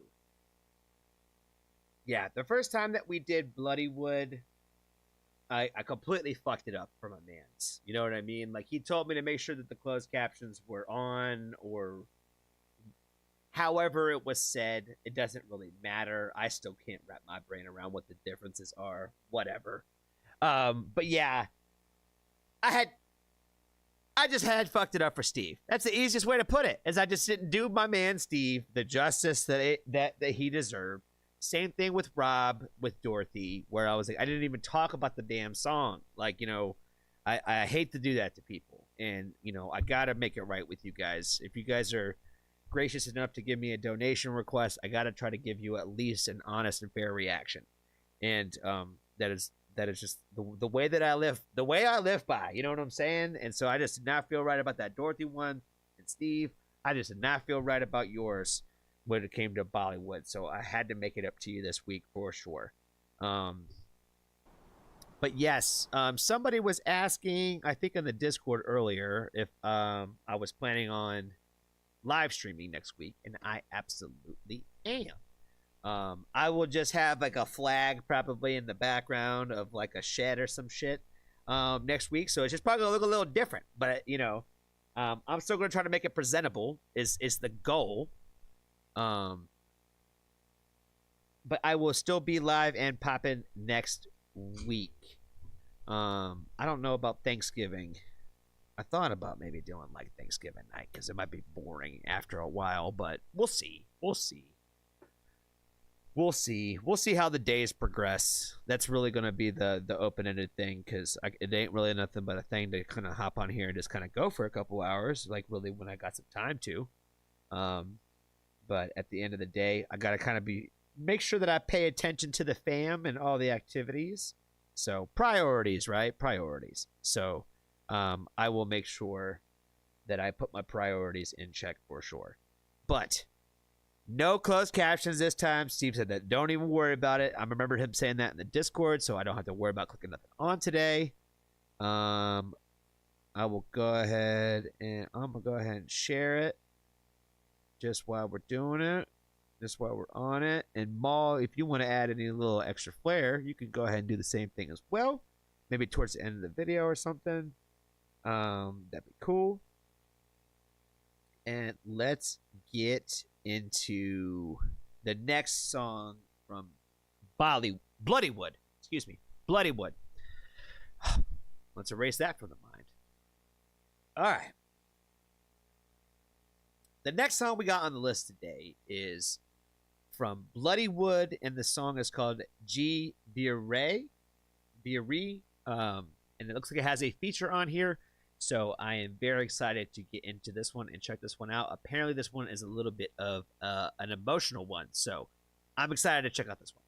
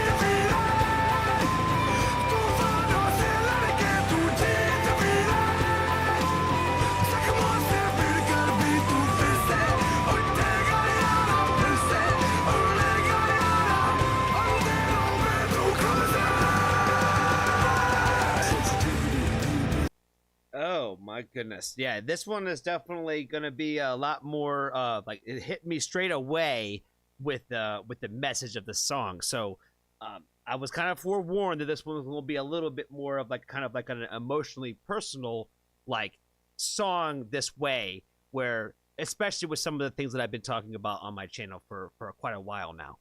So I'm definitely feeling up like on all of the vibes of like the like going through like really just like dealing with the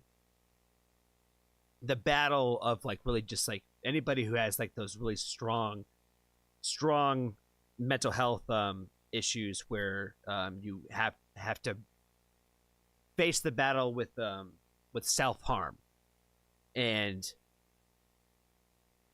not that this song is necessarily geared to like anybody specifically dealing with that, but you know, obviously anybody that does is going to kind of feel that especially. But anybody who is just having a difficult time or struggling, I would feel would be able to relate to the overall message of a kind of like what this song is really putting out there into the world. Where I've been saying for quite a while now that like I'm not really a big fan of like the Sun Will Come Out Tomorrow songs, and this is not what that is. And this is the kind of like this is the kind of like how I would want to receive it. Does that make sense? So not only is like the musicality of this song like just so cool and unique, because I love when they take like the like from the culture, and like you're taking like the music inspirations from like your own culture, but you're like mixing it with those ideas of like rock and roll and whatnot, and like adding like the extra little heavy metal flair to it. Again, they're calling it like a folk metal, so it's like, you know, kind of blending the two ideas together, and it's just really cool and it sounds great. But it's not this grasp at straws of like the sun will come out tomorrow and you're gonna be okay, kid, like that we've heard like 1,000,001 times. Like, you know, there's a lot of like real emotion that you could just feel from this, like between like the first guy and like his verse, just really like kind of setting the table for like the more harsh vocalist to kind of come in singing like the native tongue too, like was just like really cool. Like it's just adding a lot more like of like a different element and energy to the message that way, where I liked hearing him say it the way he said it. You know what I mean? I didn't want to hear him say the English translation of that. I wanted to hear him say it in his language because I felt it that way. And so that just because we might not speak the same language or walk in the same paths of life doesn't mean that we can't understand and feel a lot of those same things that this song is really talking about, where nobody ever really understands why anybody feels the way that they do. People could come on here and tell me, like, Johnny, you seem like such a happy guy. How could you ever think about hurting yourself? You know, people could say that. You know, and like, you might not watch a lot of my content if you think that. You might have only caught me on like one really good video. But at the same time, like, you know, again, we talk about Anthony Bourdain, Robin Williams. Like, you know, we can go on for days about that. And I think that it's important that people ask for me to review these songs and ask for people for me to talk about these songs, because, you know, on the wrong day, it's the worst idea in the world. And on the right day, I think it's the best idea in the world. And that's why, like, you know, even though I've been going through like a really difficult time lately, I felt like now was a good time to get into something like this, because you know, especially when I'm like, you know, coming off such a good mood today, I was like, now is the perfect time to dive into a song like this where I feel like I can actually just say something positive and constructive about the message versus just kind of like just maybe even tearing myself down and wallowing in the sorrow. But this song kind of reminds us to, like, you know, to carry on and to have the faith that we're going to get there, that we are the brave ones. We are the ones who have to, like, even though people don't understand how brave you might be. And I'm not saying that to say that, call myself brave. It's more to say to anybody out there listening that you're the brave one. You have to get up and you have to do this thing too every day. And I know how hard it is. And I know how nobody understands you. And I know how people say that they understand you, but they don't really get it. And no matter how much you explain to them, no matter how much you talk to them, they're never going to quite understand it. And I might not quite understand it either. But I kind of understand what that feeling feels like. Of feeling like you're so alone. And feeling like nobody, even the people that do get you, they don't get you. I know what that feels like. And we do have to try to carry on, because we are the brave ones. We gotta keep going. We gotta keep fighting. A gift and a curse, the rise and the fall. I see you and me safe in a place in the middle. A break from the rat race just for a little. Chose the moment and froze it forever in time. Took a piece of us and wrapped it up in a rhyme. You got 13 reasons for you to go away. Here's 3 more for why you gotta stay. Value death and I say I'll be back today. I won't die. Fires remain, we can never deny. We can get back up if we're still alive.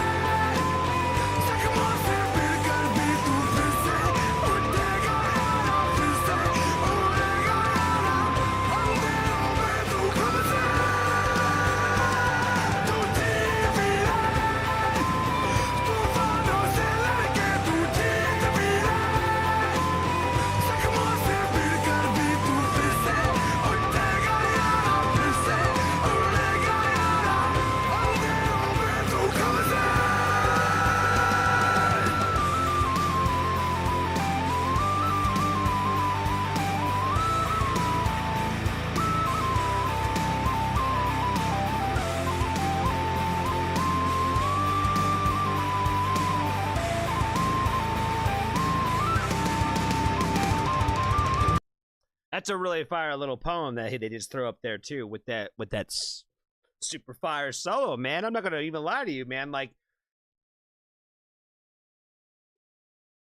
I thought, quite honestly, that I was probably gonna be a little underwhelmed by the solo with the I don't even want to call it just a flute, because I'm sure it's not just a flute, but the wind instrument. I thought it was gonna be a little lackluster. But it was perfect. It was like, there's not really a part of this song that I don't think that they've actually nailed. I feel like when he kind of gave like the 13 reasons why line, like, you know, they made references that have been like global situations when it comes to like this overall topic. So that tie back to that 13 reasons why thing, like that was a start of like people loved or hated that show. And I think if anybody didn't like that show, it's because you didn't like having uncomfortable conversations, because that's what that show represented. Was we could all agree that suicide is not a good thing, so it shouldn't be promoted, but it wasn't being promoted. And anybody that thought that that was a promotion of that, I think that you need to maybe revisit the series with a different perspective, and just try to open up your mind a little bit. Maybe if that's how you felt watching that, at least that first season. I can't speak for the second, but I personally like the callback. I think that, like I said, I feel like it's kind of got like a little bit of like a Linkin Park kind of vibe to it, with the way like it kind of comes up with like a little bit of rap energy, and then they kind of like switch it to like a harsh vocalist / singer. So I don't know. It sounds good. It sounds fire. If it's folk metal, it's cool. I dig it. I dig it. Like I said, I like the idea of blending like the Indian folk sound with the idea of metal. I think it works really well, and I think that these guys pull it off really, really nicely.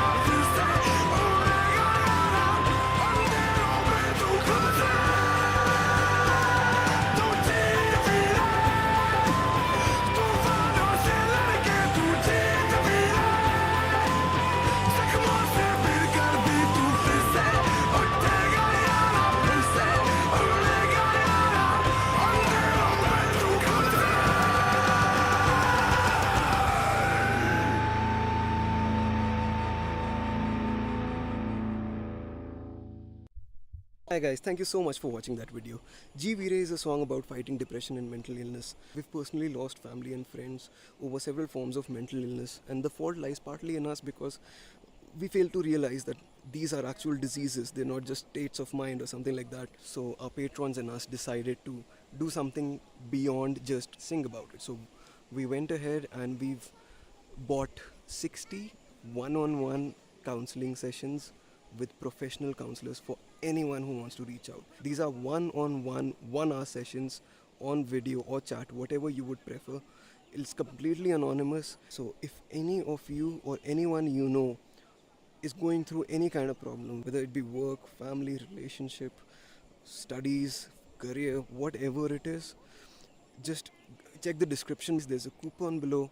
You can head over to hopenetwork.in and get a free 1 hour session. This is not sponsored by them. We've bought these sessions for you. Huge shout out to Prachi Vash from hopenetwork.in for believing in what we want to do and becoming a part of it. She's an amazing person and an amazing counselor. And to our patrons, guys, I know we've been planning this for a couple of months. It took a lot of time, but here we are. We did it. Hope you guys like the song. Another announcement, Bloodywood endorses Moore. All guitar tones from this video were using Moore equipment. You'll get more news from us about this in a bit. I would think that's the end of the message of the video. So we'll go ahead and stop it there as terms of the video. But really cool that the band did that, though. Like that's really putting your money where your mouth is. You know what I'm saying? Where you're offering that up for anybody who might need it. Because people have asked me, like, Johnny, why don't you have a counselor? I'm like, because I can't fucking afford to. You know what I'm saying? Like, a lot of people can't afford to talk to a counselor. And it's one of those things that now I'm in more of a position where I probably might be able to get away with it, but I don't even want to even bring that up because I don't want to like throw it out there in the universe like that. But it's one of those things that I understand that like the cheap ones are not always the best, and just talking to one person one time isn't always going to help you. Sometimes people need continue therapy. That gets expensive, and there's a lot of resources out there for people. And really the biggest thing that I think that anybody really should understand and take away from all of this is just that the resources are there, and if you need to talk to somebody, there's always someone out there that would be willing to talk to you, even if you don't have any money. It doesn't have to necessarily be a therapist. There's a lot of even our Discord, man. Like, we have some very, very bright, smart, intelligent, empathetic people that know how to be good listeners. They know how to talk to you if you need somebody to talk to. Like, you know, we kind of have our own versions of therapists, if you will, already in the Johnny Foxtrot family. So many people already offering help to people of, like, if you ever need to chat, like, even to me, like, you know, I've been very open with them and with everybody on here too on Sunday's live stream, where I've been kind of going through a rough time lately. And today it's not that hard of a day for me to kind of, you know, put a little bit of energy into this because I'm just feeling a little bit better today. But I know tomorrow could be very different. So I'm trying to capitalize on it while I can. And, you know, again, I've told those guys that, you know, I've been going through a hard time, and the way that people have reached out to me and done that. But I see people do that all the time to everybody else on the open chat and open forum up there. So if you do ever need anybody to talk to, you can always, I've done this a few times. You can DM me on Instagram. You can message me on Discord. And, you know, we want to make sure that you don't ever feel like you're alone in the Johnny Foxtrot family. Does that make sense? We might not be able to make every wish and wild thing come true in your world, but we will do the best that we can to get you anything that we can and provide to you. And especially when it comes to just being a sympathetic ear. Like, you know, we got people in there talking about all kinds of different stuff. So, and you can take it privately. So it's one of the greatest things that I think that we have already started is our community that we have done online. So it's just so great to see. So, again, when it comes to the overall song with Bloodywood, I really liked this one. This one was actually just really, really good. The first song was really great too, but this one, I think, but knowing the message, knowing what was everything that was behind it, like, while listening, made it that much more impactful for me. I thought the video was really, really great. It seemed like they probably had some sort of like Patreon fundraiser to try to maybe shoot the video, maybe at a new location or traveled location. But so the shots they got of this video were so sick. You know what I mean? Like, I don't know how far they had to go from home to get it, but it was fire, and I felt like it was worth it. I feel like it added that depth to the song. It made it feel that much more believable than versus some guy just in you know, a room in a warehouse singing, like, you know, that you're a brave one and you're gonna be okay. I feel like it really, the messaging came across a lot more pure. It didn't feel so forced. And that's where I feel a lot of times those The Sun Will Come Out Tomorrow songs feel a little forced. And I didn't get that one at all from this. So I really appreciate it. Thank you so much for the suggestion. Thank you for pushing me in the direction to keep going with these guys. How was that one, Steve? Was that one better?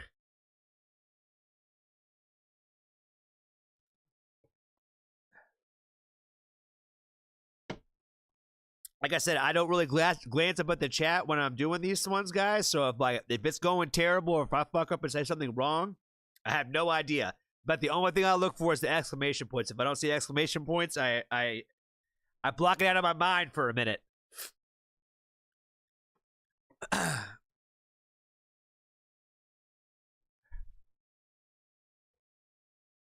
Dottie said we can help each other. I can't afford direct counseling. Yeah, absolutely. That's what I'm saying. Like, you know, we got so many people that have had so many, like, you know, we've got life experience. You know what I mean? Like, we've had a lot of life experience, and, you know, just talking to a lot of the people, like, they either have been through something themselves, they know somebody that's been through something like that themselves, and, like, you know, they're not. I trust me, guys. I'm telling you when I say that, like, I know what it's like to not feel like you can talk to somebody because they don't get it and they don't respond the way that you would want somebody to respond. Our family's different. We really are. I haven't seen one person on there, I think, answer something in a way where I was like, that was probably not the best way to go about that. You know what I mean? Like, Maul is quite honestly the best deflector I've ever seen. She knows how to put a smile on my face every single time that she tries to. I'm letting you know right now, Maul, you do a good job. You do. Every time that I see you out there try, it works. It works. Those little things you do, it does. I do notice. It does. Okay, Steve approved of the reaction. Oh, I'm so happy, my friend. I wanted to dedicate that to you. I might even call it dedicated to Steve as the title. Or this one's for Steve. Somebody asked me for a shout out in the title the other day. When I was like, "Hey, I'm gonna do your reaction request. Would you like a shout out?" And they were like, "Yeah, like, you know, in the video or in the title would be great." I was like, "I'm not shouting you out in the title." I don't shout artists out in the title anymore. I realized that I shouldn't do that a while ago, so I took that one away a while ago.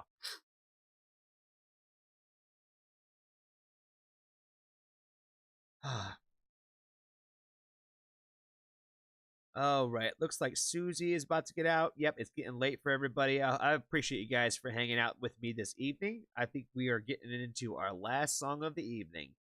So we have got Angelina Jordan on the list. So it'll be very nice to have this one in the tuck for our good friend to wake up to in the morning, who was just saying goodbye to us on the Discord there before I hopped on here. So I'm excited to make her day tomorrow and have this video out for her when she wakes up. So she is our residential Angelina Jordan expert. You know, there's a lot of people out there that give me a lot of information about Angelina Jordan, but for some reason, there's only one that, you know, she just sticks out to me. She did from the very beginning. Couldn't help it. I don't know why. A lot of people, and sometimes people you just I guess sense kindred spirits. I think a lot of times, so it's just cool to see that. Yes, she will, Steve. Yes, she will. All right. And by the way, guys, if you guys don't want me to shout out your names in videos or anything like that, please just let me know. It's more above a love and just trying to spread the love around. But if you don't want me to ever do that for you, please just let me know, and I'll be sure to not do that. I try to respect people's privacy that way, and never want to have anybody, like, you know, me say something about somebody that they don't like. All right, so the final song we're going to get into the evening is going to be from Angelina Jordan, and the song is Million Miles. I think maybe I know this song. I'm not even going to try to make any projections or guesses about this. So I'm just going to go ahead and just jump right into it, because we've listened to some great singers tonight, and she is one of the best, if not the best out there, arguably. We're not going to say anybody's better than anybody else. We're not going to compare nobody. We're just going to say that Angelina's great and that we love here on the Johnny Foxtrot Show. So let's go ahead and end the night with Angelina Jordan. Excuse me, guys. Excuse me.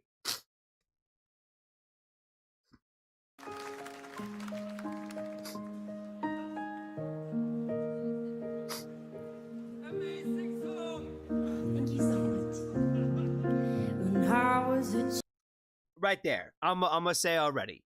Shut the fuck up, bro. Shut the fuck up in the front row. If you watch this video and you say, I was there in the front row and that was me who said that, why did you do that? Why did you do that, fam? Shut up. Let her do her thing. That's we talked about this the other day. I can't remember which video we were talking about but it's a very American thing to do, like when it's quiet and nothing's happening, for somebody to yell something out loud, like, you know, just to be obscene that way. Like, doesn't matter that you said it was a great song. Shut up. Let her do her thing.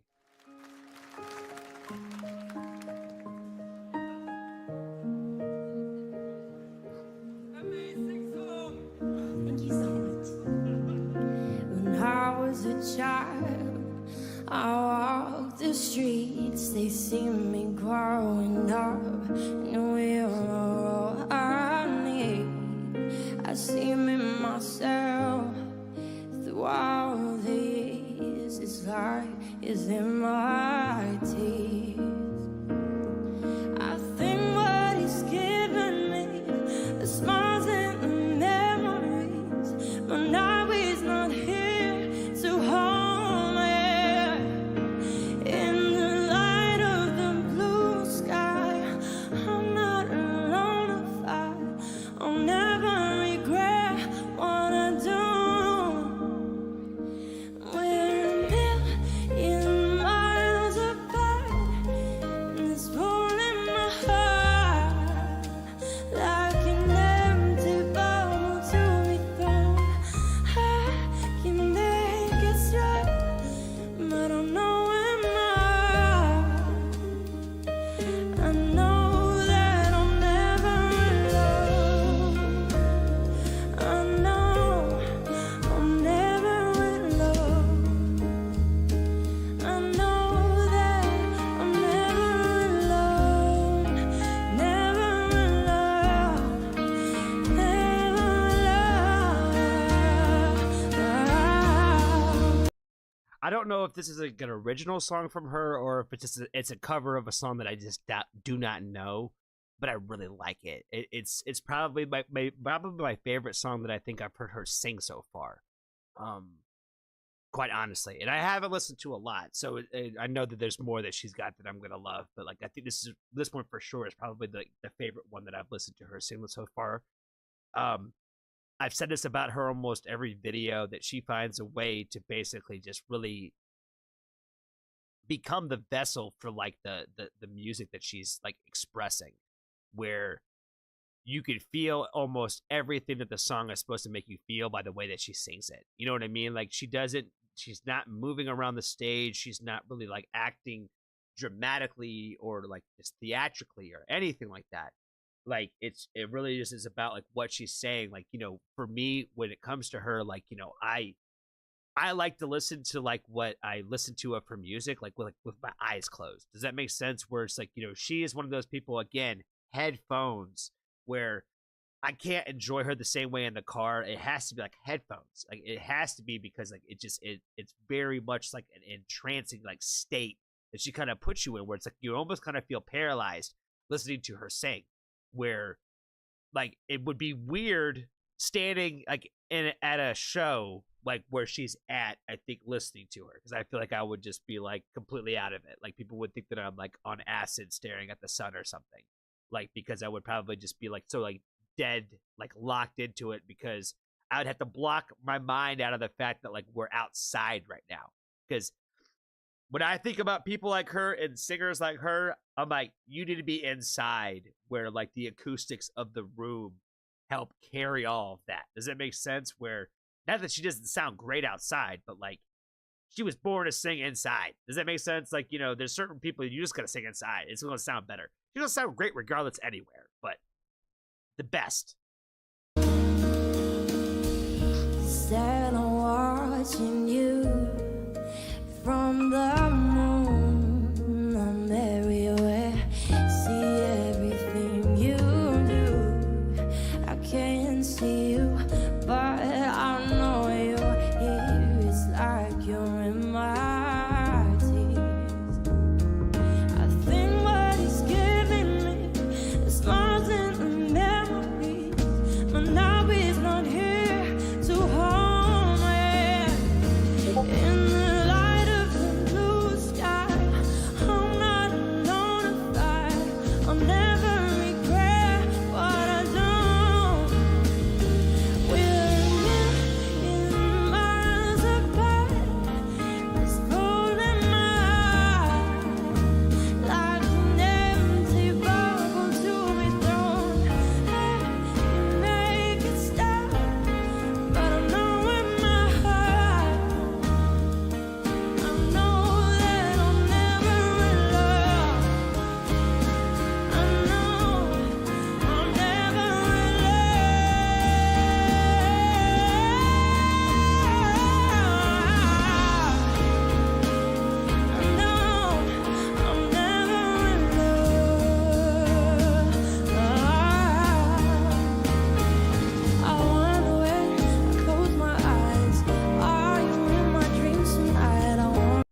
again, all I can think about is what I was saying earlier. I think I said it a little bit earlier, but I said it almost in every video I've talked about.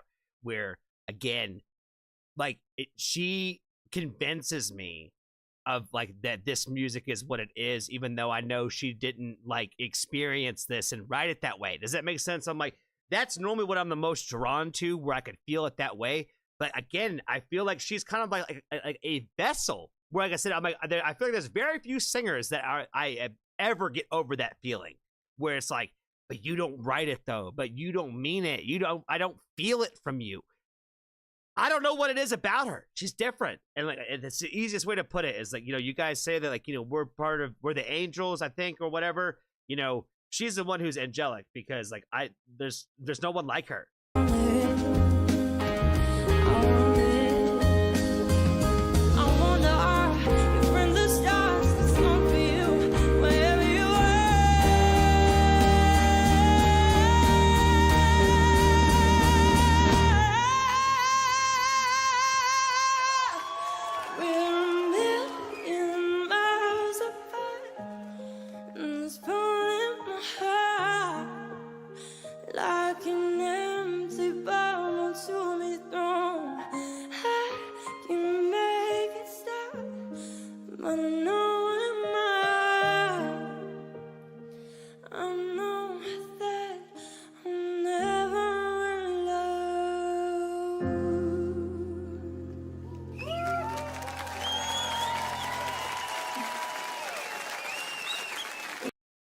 Oh my God, yeah, like what you guys were saying, like about in that one video when you guys were like, Johnny, you're way too worried about Angelina. Like she's still that same sweet girl that she's always been.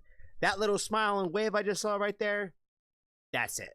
That's what I never wanted her to lose, was like that little thing that you saw in her when she was a kid, where it's just like there's something like special about her, and that's what my concern was. I just never wanted her to lose that.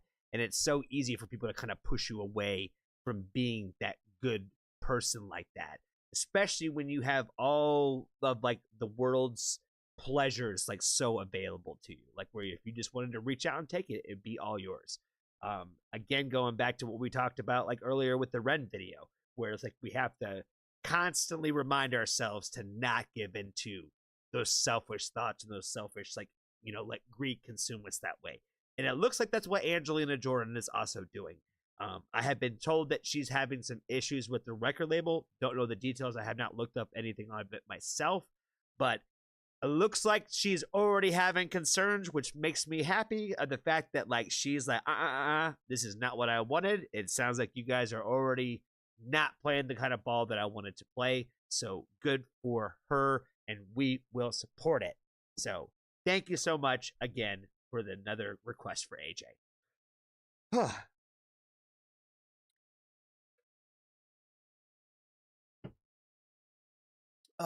All right. That was a good stream, guys. I think that was a good little stream. A little impromptu late night with Johnny. I was wanting to hit that vape so fucking hard before I started this video, and I was like, man, I should have hit it a couple more times. Oh man, I think somebody said that they wanted to be Alan said he wanted to be my boyfriend. I'm so sorry to disappoint you, Alan. I am no longer available on the market. I am a very happily married man. You might have had your chance about 10 years ago, but not today. Not today. I am very happily married. My wife is really my rock, if you will. You know what I mean? I feel like I am the ship in a crazy storm, and she is definitely the anchor that helps keep me where I'm supposed to be, I think. So, yes, I really can't say anything negative about her ever, and I don't think I really ever could. So, yeah, I'm very blessed to have her in my life, and who she is as a friend, as a wife, as a partner, really just everything in my life. So I really can't give her enough praise, but I do appreciate the thought, my friend. I do appreciate the thought. I'm a pretty good boyfriend. I am a pretty good boyfriend. I try to be thoughtful sometimes. I try to be. this year I feel like I've really fucked up on a lot of my birthdays and stuff like that, like for friends and shit. But I'll get better at it. This was a grind year. And it was a unique year for me. This year has not gone at all the way that I thought this year was going to go. I don't know how your guys' 2024 has been, but mine was, I thought it was going to go one direction, and it has gone the complete opposite. And I could not be more happier with the way that it has turned out. So even though I have been going through a little bit of that dark season, if you will, I do always still remember that I am a very blessed individual. And I am so very happy and thankful to have you guys on here with me, and to hang out with me and to check out my videos and to be a part of my community and just be here with me, you know, day after day. So many of you guys are like, just never miss a live stream. And like, you know, that's just so cool that we already have some of you guys that are just so dedicated to being on here and be a part of this thing. Like I said, I would like to grow this to a thing one day where I can bring more people on board and we can do some more stuff and we can get into some more exciting things. But you know, again, I feel like this is only the beginning, and I think that we're gonna get there one day. You know, we're just one day at a time, and you guys make it worth it each and every day. So I can't thank you guys enough for all that you guys do.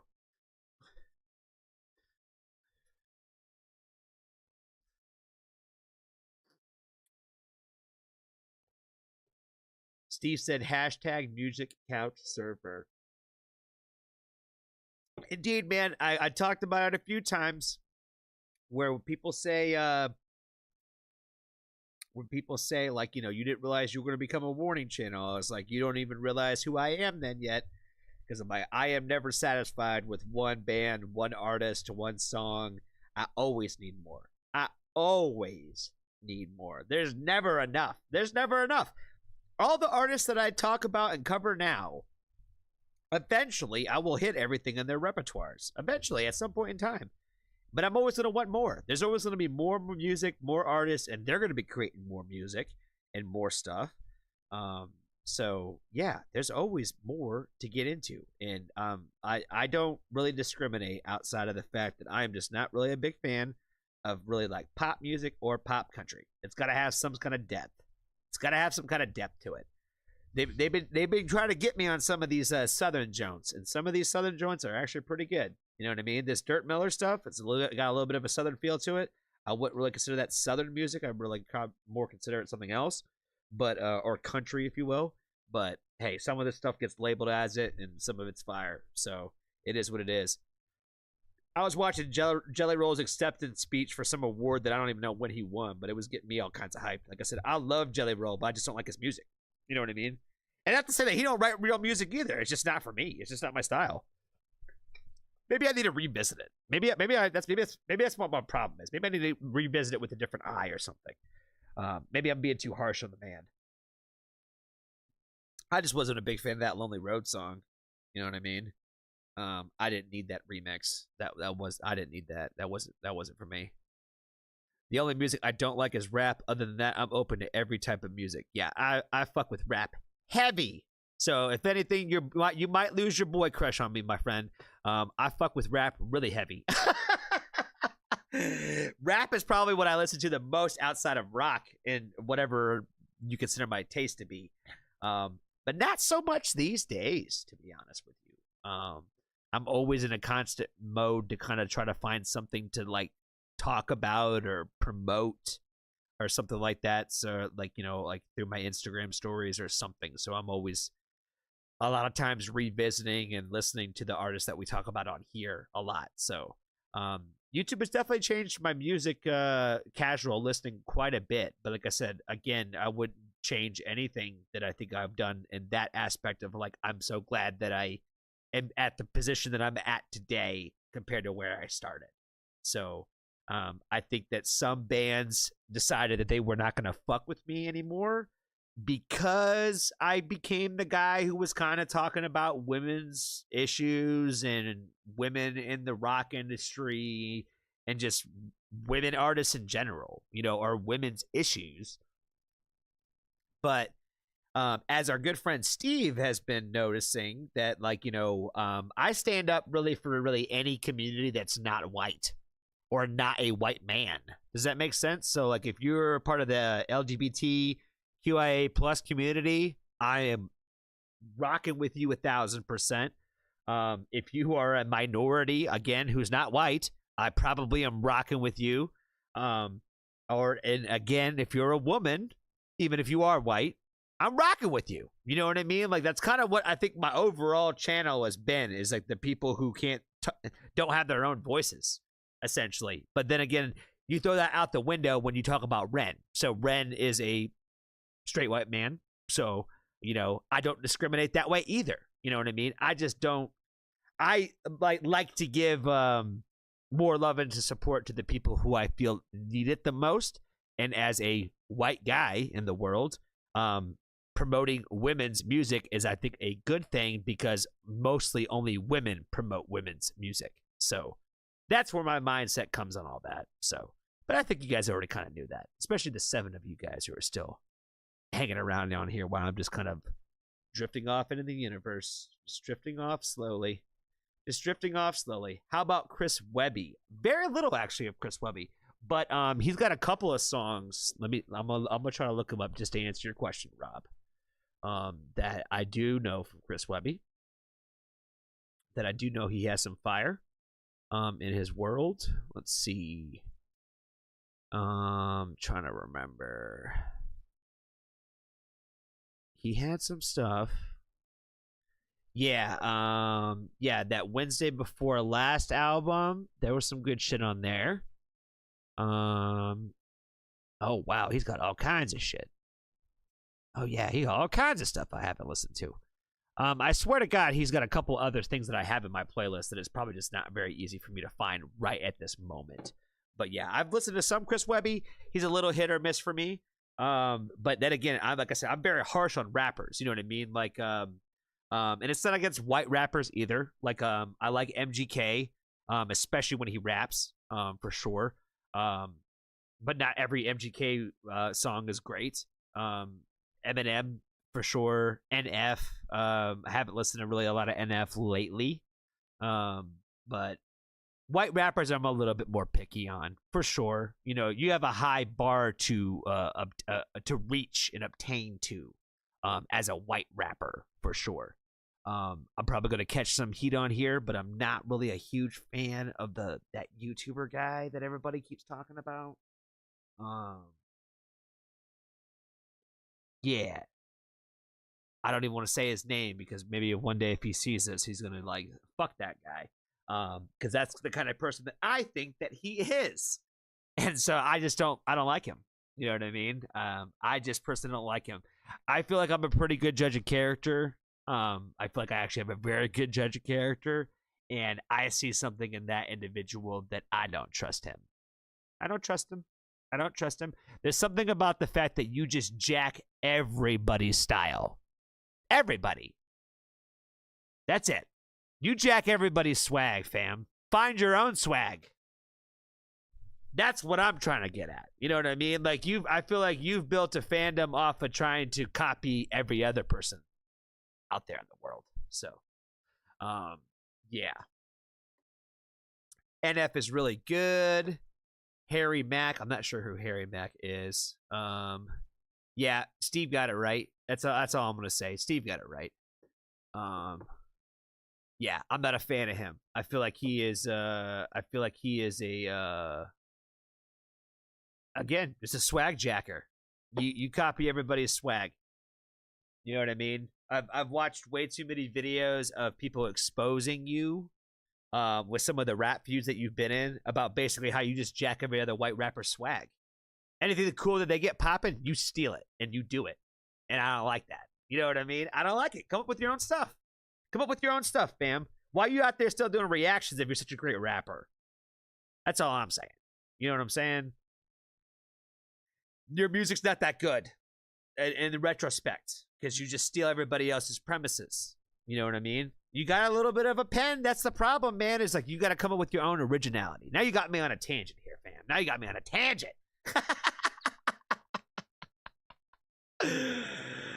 Oh, man.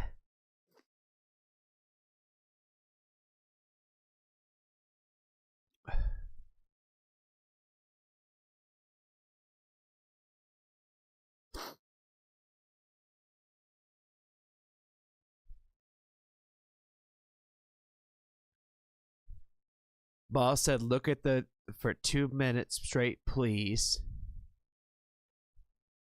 What am I missing?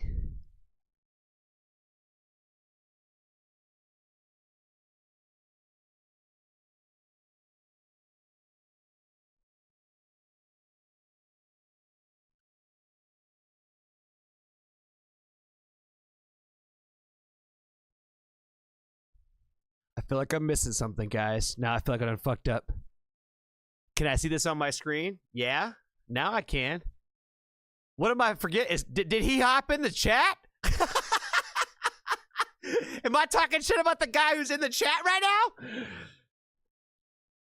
Do I already have songs for tomorrow picked out? Not 100%. Not 100%. I have artists, ideas, but not necessarily songs.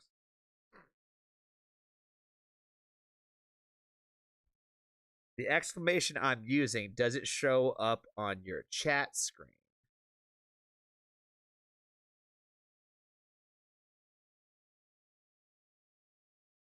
Maul, the one where you said, okay, yeah. So the one that says can you see this on your screen? I can see that, but Steve's look like regular exclamation points.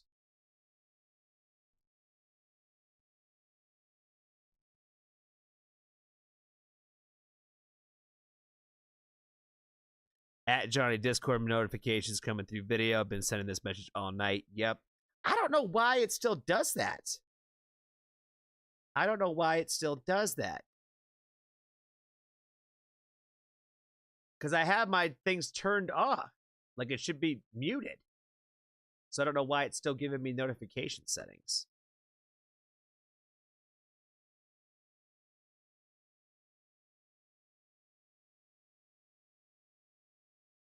Alan, where were you? Because you said something too. You said, I never had a boy crush on you. You're just a hottie. You're straight. I'm gay. And we can exist in mutual appreciation of music. Absolutely. Absolutely we can. And I appreciate you for saying that, my friend. I really take that as a compliment. I do. I do. Yeah, just because you don't have a chance today doesn't mean that you never did. Does that make sense? You know, so it's more of a...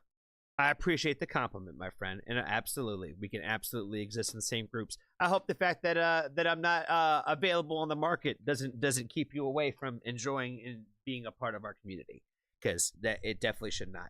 I told somebody last night, I was like, "Yo, you sound like you need to be part of the Discord community for sure. The way that you talk and the way that you interact, you know, we kind of need somebody around there like yourself." Speaking of friends that we haven't seen in a while, has anybody heard or seen anything from Russ in Canada in a minute? Is he like on vacation, like not using his phone for a month or something, or like, you know, I haven't heard or seen anything from him in a while, and I know I don't know him, but it just seems odd. It just seems odd that out of nowhere he's gone. You know what I mean?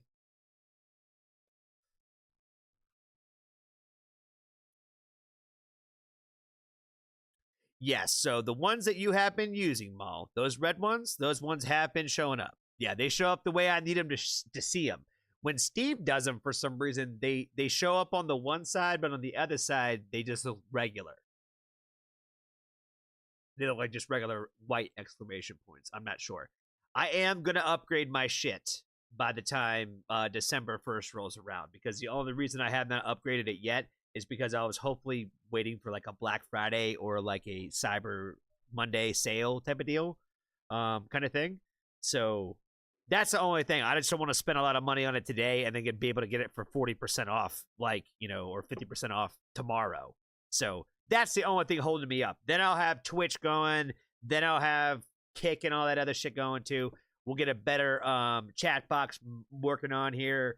Hopefully we'll be able to get like some of that like stuff that we were talking about Pixie the other day about getting some of that, like, you know, the longer you listen, you'll get like credits for you know, that you could use towards like reaction requests and stuff like that. That way people who aren't able to make like, you know, monetary donations are able to still make some requests and get those requests in for hanging out with us. So I am all about the community. I am all about trying to build the community and get back to the community. And I understand that not everybody is able to help support me in that way. So, nor do I ask everybody to. I'd rather you just be a part of the community and you contribute however you can. Because we got a lot of great people that do a lot of great things for us. So, I can't thank you guys all enough for that. Let's see. He was on Freeze the Fall Discord today. So yeah, so he's around somewhere. Oh, Freeze the Fall's got Discord? Hold on now. What the fuck am I doing? I didn't even realize I had one. I need to go find that. I probably gotta get invited to it or something. Probably. Yeah. I don't know Discord well enough to do all that. I'll do that later. Let's see. Who do I got on the lineup for tomorrow? Well, we're gonna definitely do the next the next Dakota Par video for the warning is what I got on tap for the warning tomorrow. Definitely doing a Liliac song tomorrow. There's a couple of got Kiki Rockwell, I think we're gonna do tomorrow. I just did VOB. We just did Angelina Jordan. Lost Hate is sending stuff. Aha. I've been invited. What's up?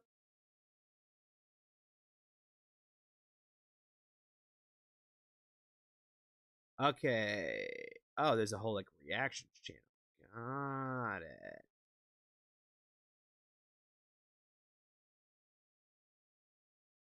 Awesome. Awesome. Cool. So yeah. Awesome. Thank you, Rob. I appreciate you, my friend. You have been on the topic of the Johnny Foxtrot family lately. We were talking about you the other day. They're like, oh yeah, he's a busy guy on the internet. Apparently you get around, my friend. Apparently you get around. And you are a very influential, known member of the YouTube communities. Quite a bit of them apparently. There goes the notification ping again. That's what I'm saying. How do I turn it off, Ma? How do I do it? It says that they're off. I don't know how. It's crossed off. It says it has nothing. Another one. Ah. Turn off all notifications for Discord. Oh, and it went away. Oh no. Oh, there we go. Hold on. All right. Somebody else send me one more thing. I just gotta find out.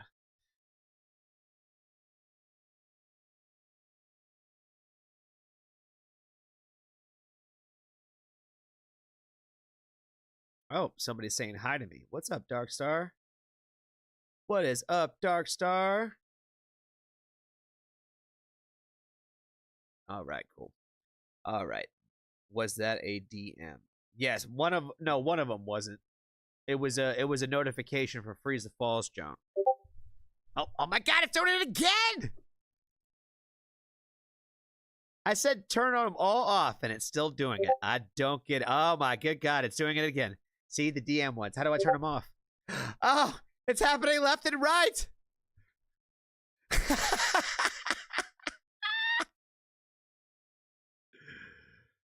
Oh my god, I can't figure out how to turn them off now. I'm about to figure this out, guys. I might have to just delete the whole thing. Burn the whole thing down, guys. Burn it all down and start it over. Burn it all down and start it over. Oh, Pip, you are back and just in time for me to basically say our goodbyes for the evening. That's kind of where we're at. I've just been kind of chatting away with the chat and talking into oblivion at the moment.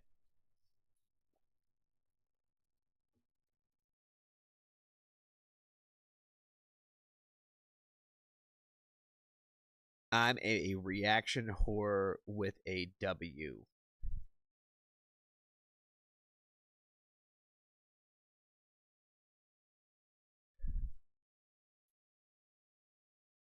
Yeah, the Discord notifications are tricky. I don't have a clue, man. Like I said, it says that they're all turned off. It says they're all turned off. I don't get it. They literally are all turned off. It says that there should be none. It says to unmute my channel. My channel's muted until I turn it back on. I don't get it.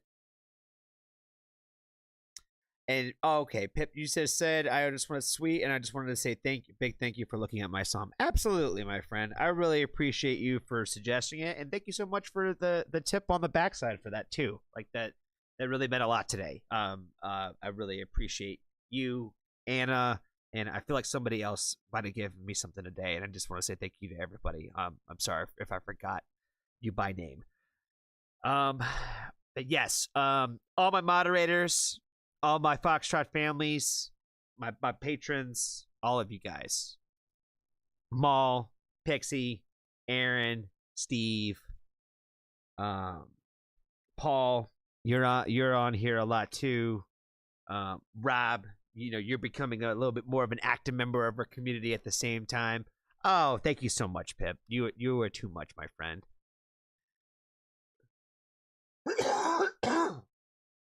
Excuse me. I'm gonna go figure out how to get my my Discord shut down for sure after this, because it is annoying. I hear it in my headphones and I'm like, it wouldn't be so bad if you guys couldn't hear it, but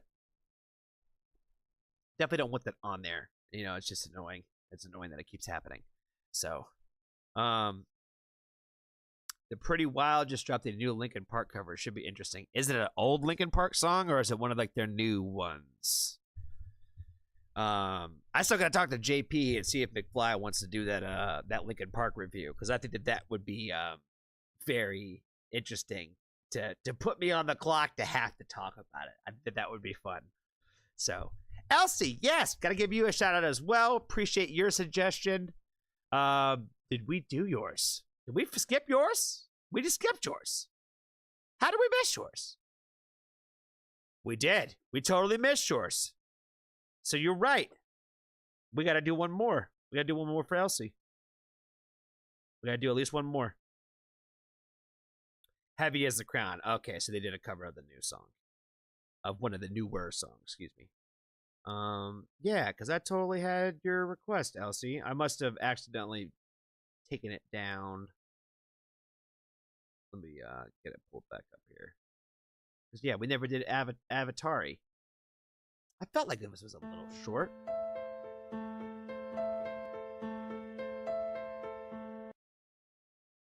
All right. Avatari.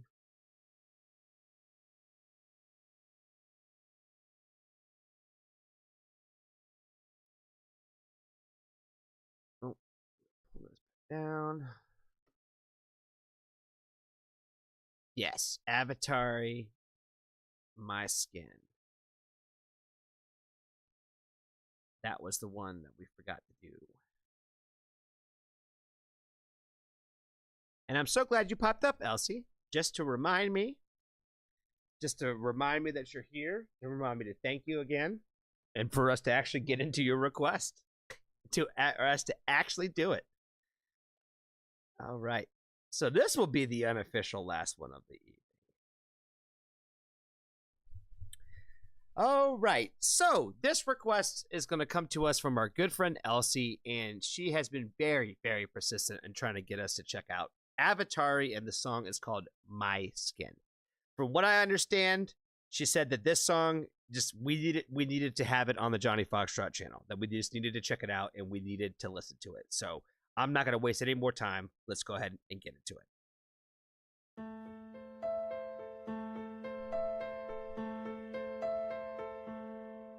My skin is holding me in, the source of my pain, my pleasure, my sin. It's all that I am, but thin as can be. I try to escape, but it won't let me leave. Hold me close and don't let me go. My skin, my mortal enemy, my dearest friend. You'll be the enemy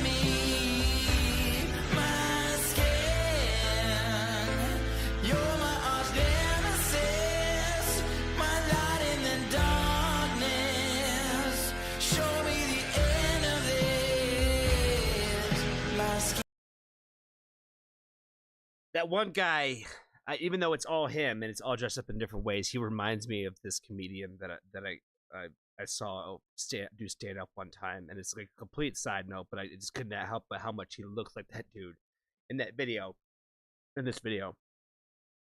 But overall, like the video concept, I like the video concept a lot. I think it's really cool and interesting and unique the way that they're kind of like tying it together with like the way that they filmed it, where like sometimes it's like this part of his cheek, sometimes it's like this part of like his neck, and then it kind of like moves around, and it gives you a chance to like see it like different visual like interpretations that way. And so I really overall like that the way that they incorporated that when it comes to telling this through the music video. The song itself, I really like the piano, like how it just kind of carries out throughout the whole song. It works well in the alignment of like where I like how like a simple thing can carry out through like an entire process of the entire part of the song. And so like I like the piano, that how it carries it through this entire thing. The overall messaging with the song, I think, is really, really important, and I think that it's like a really good message of like just really kind of telling the story of those people that really kind of have I'm not sure what all the proper terminology is, but I want to say that body dysmorphia is like one of them. So we're like, you know, you just never really are okay with what you look like, no matter what that looks like. And I think that this kind of like really just, this song really ties in and represents anybody that really kind of feels like they're not comfortable in their own skin. That sometimes that means that you just don't like the way that you look. Sometimes it just means that you're just not comfortable just being. You know what I mean? And that's where, like, when it comes to, like, I guess how I would relate to this song, where it's like I've never really had any kind of issues with, like, just really hating the way that, like, this part of me looked or this and that or whatever. Like, it was never, like, that kind of thing for me. So I was never uncomfortable in my skin that way. But I also know what being uncomfortable in my skin feels like, where you're just uncomfortable just existing. And that is still being in your own skin, where you're just existing in the world, and that doesn't feel comfortable. And it is a different feeling that is kind of hard to explain to people that don't know what that feels like. The same way that I can't understand what it feels like to just hate you hate that your face looks like this, or that you hate the way that your shins look this way, or whatever, because you never really know. And no matter how many times that person could hear like that it's crazy, that you're beautiful, whatever, it would never, ever change their mind. It'll never make them feel differently. Like, there's nothing that anybody can really say to make them feel differently. And so I feel like it equates to all those different types of just being uncomfortable with you in general, and just like how you exist in this world, whether it's by your appearance or just, you know, that you just don't feel okay. You feel off. You feel different than people, that you just don't feel comfortable in your own skin.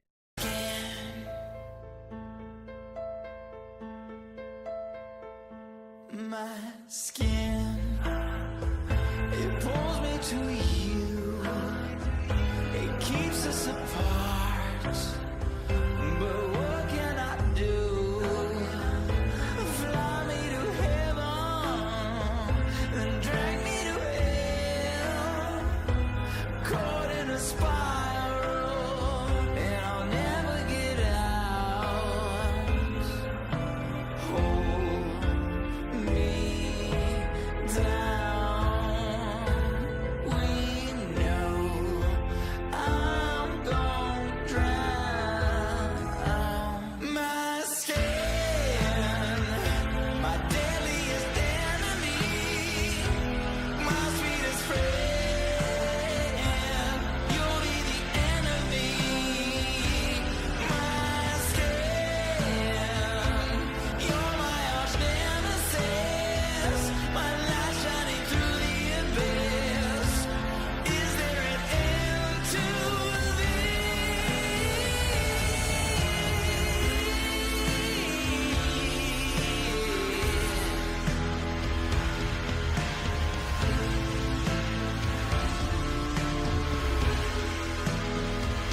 the source of my pain, my pleasure, my sin? like I said it earlier, I feel like that they do a really great job in this of really like selling the extra emphasis throughout the music video. Like the way that like, you know, his eyes like kind of like sink in at certain points, and like the way that like his face kind of like makes like a growling motion, like why his eyes at this in another part of it are looking like so sad and like so like scared and frightened. It definitely adds a lot of element to the overall tone of this. And I think, again, it's kind of more or less like getting into that idea of really just kind of not being comfortable with who you are and how you look, and wondering if that feeling is ever going to change for you. Like, is it ever going to get different? If you were to ever achieve XYZ, would it make you feel different about yourself? And a lot of times those people don't ever, unfortunately, ever get that feeling. And so, you know, I feel for anybody that has to go through that kind of thing where, like, you know, even when you are a very beautiful person inside and out, but you just cannot seem to see it. And I feel like that this is what really is kind of representing that. I feel a lot is those kinds of people in that kind of community that really feels this way. I think that the overall makeup and the different stuff that they had, like, you know, just throughout this entire thing was really cool and really done. Again, adds so much element to the overall video for me personally. I think it makes the song that much better to see it tie together with it. So for some people, they hate music videos because they feel like it ruins it for them. And for some people, I feel like it amplifies the art that you're watching and listening to. And that's what I'm getting a lot from this one. It's all that I am, it's holding me in, keeps us apart. What can I do? Caught in a spiral with you. My skin, my mortal enemy, my sweetest friend. You'll be the end of me. My skin, you're my arch nemesis, my light in the darkness. Is there an end to this? My skin, my deadliest enemy, my dearest friend. You'll be the end of me. My skin, you're my arch nemesis, my light shining through the abyss. Show me the end of this.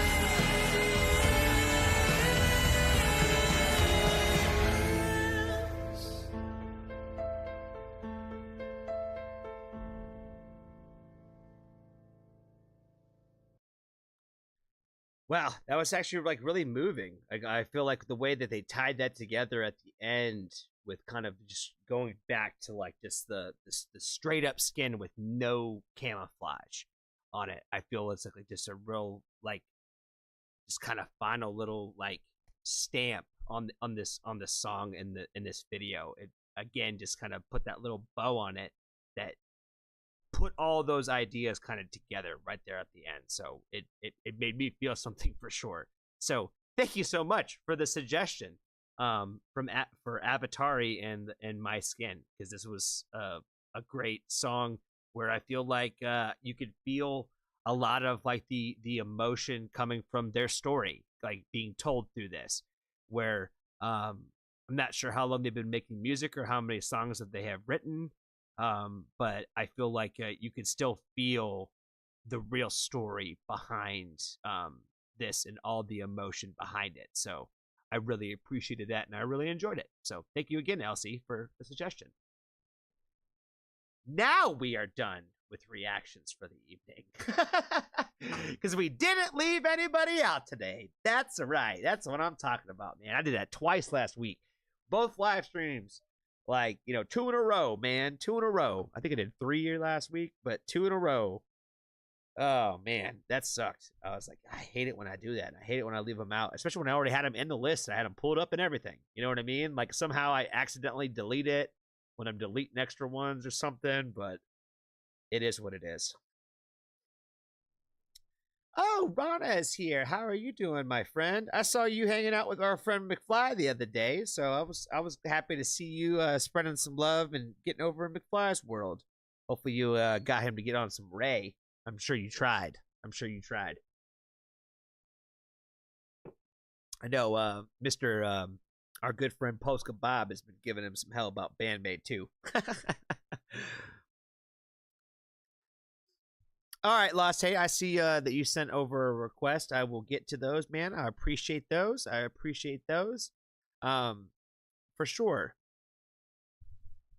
And Rana, as much as I love that you have just joined the party, I'm actually just wrapping up for the night. Oh man, I've been going for 2 hours and 46 minutes. Man, where's Steve at? What was it you talking about? Going on a little 3-hour marathon? That's how we went today, man. But yes, I am in a lot better of a mood today. Rana, to get you up to speed, I had a nice interview earlier today with a Laugh Out Loud. It's Leah. Lol, it's Leah.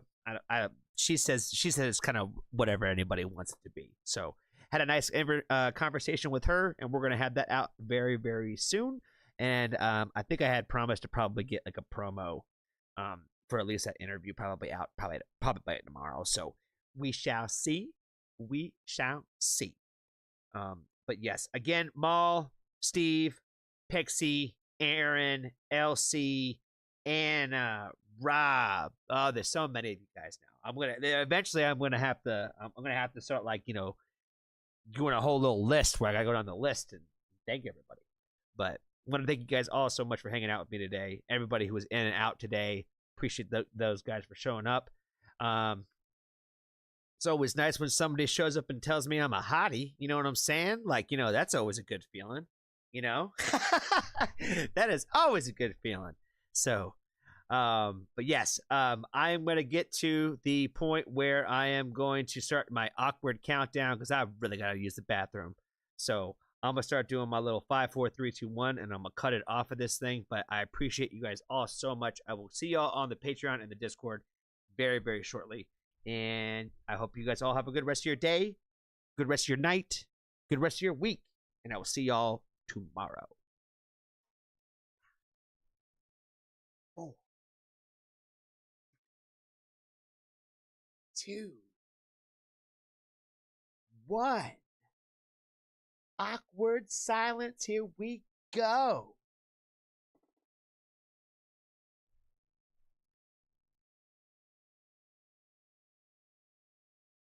I love y'all. Peace out. Till next time.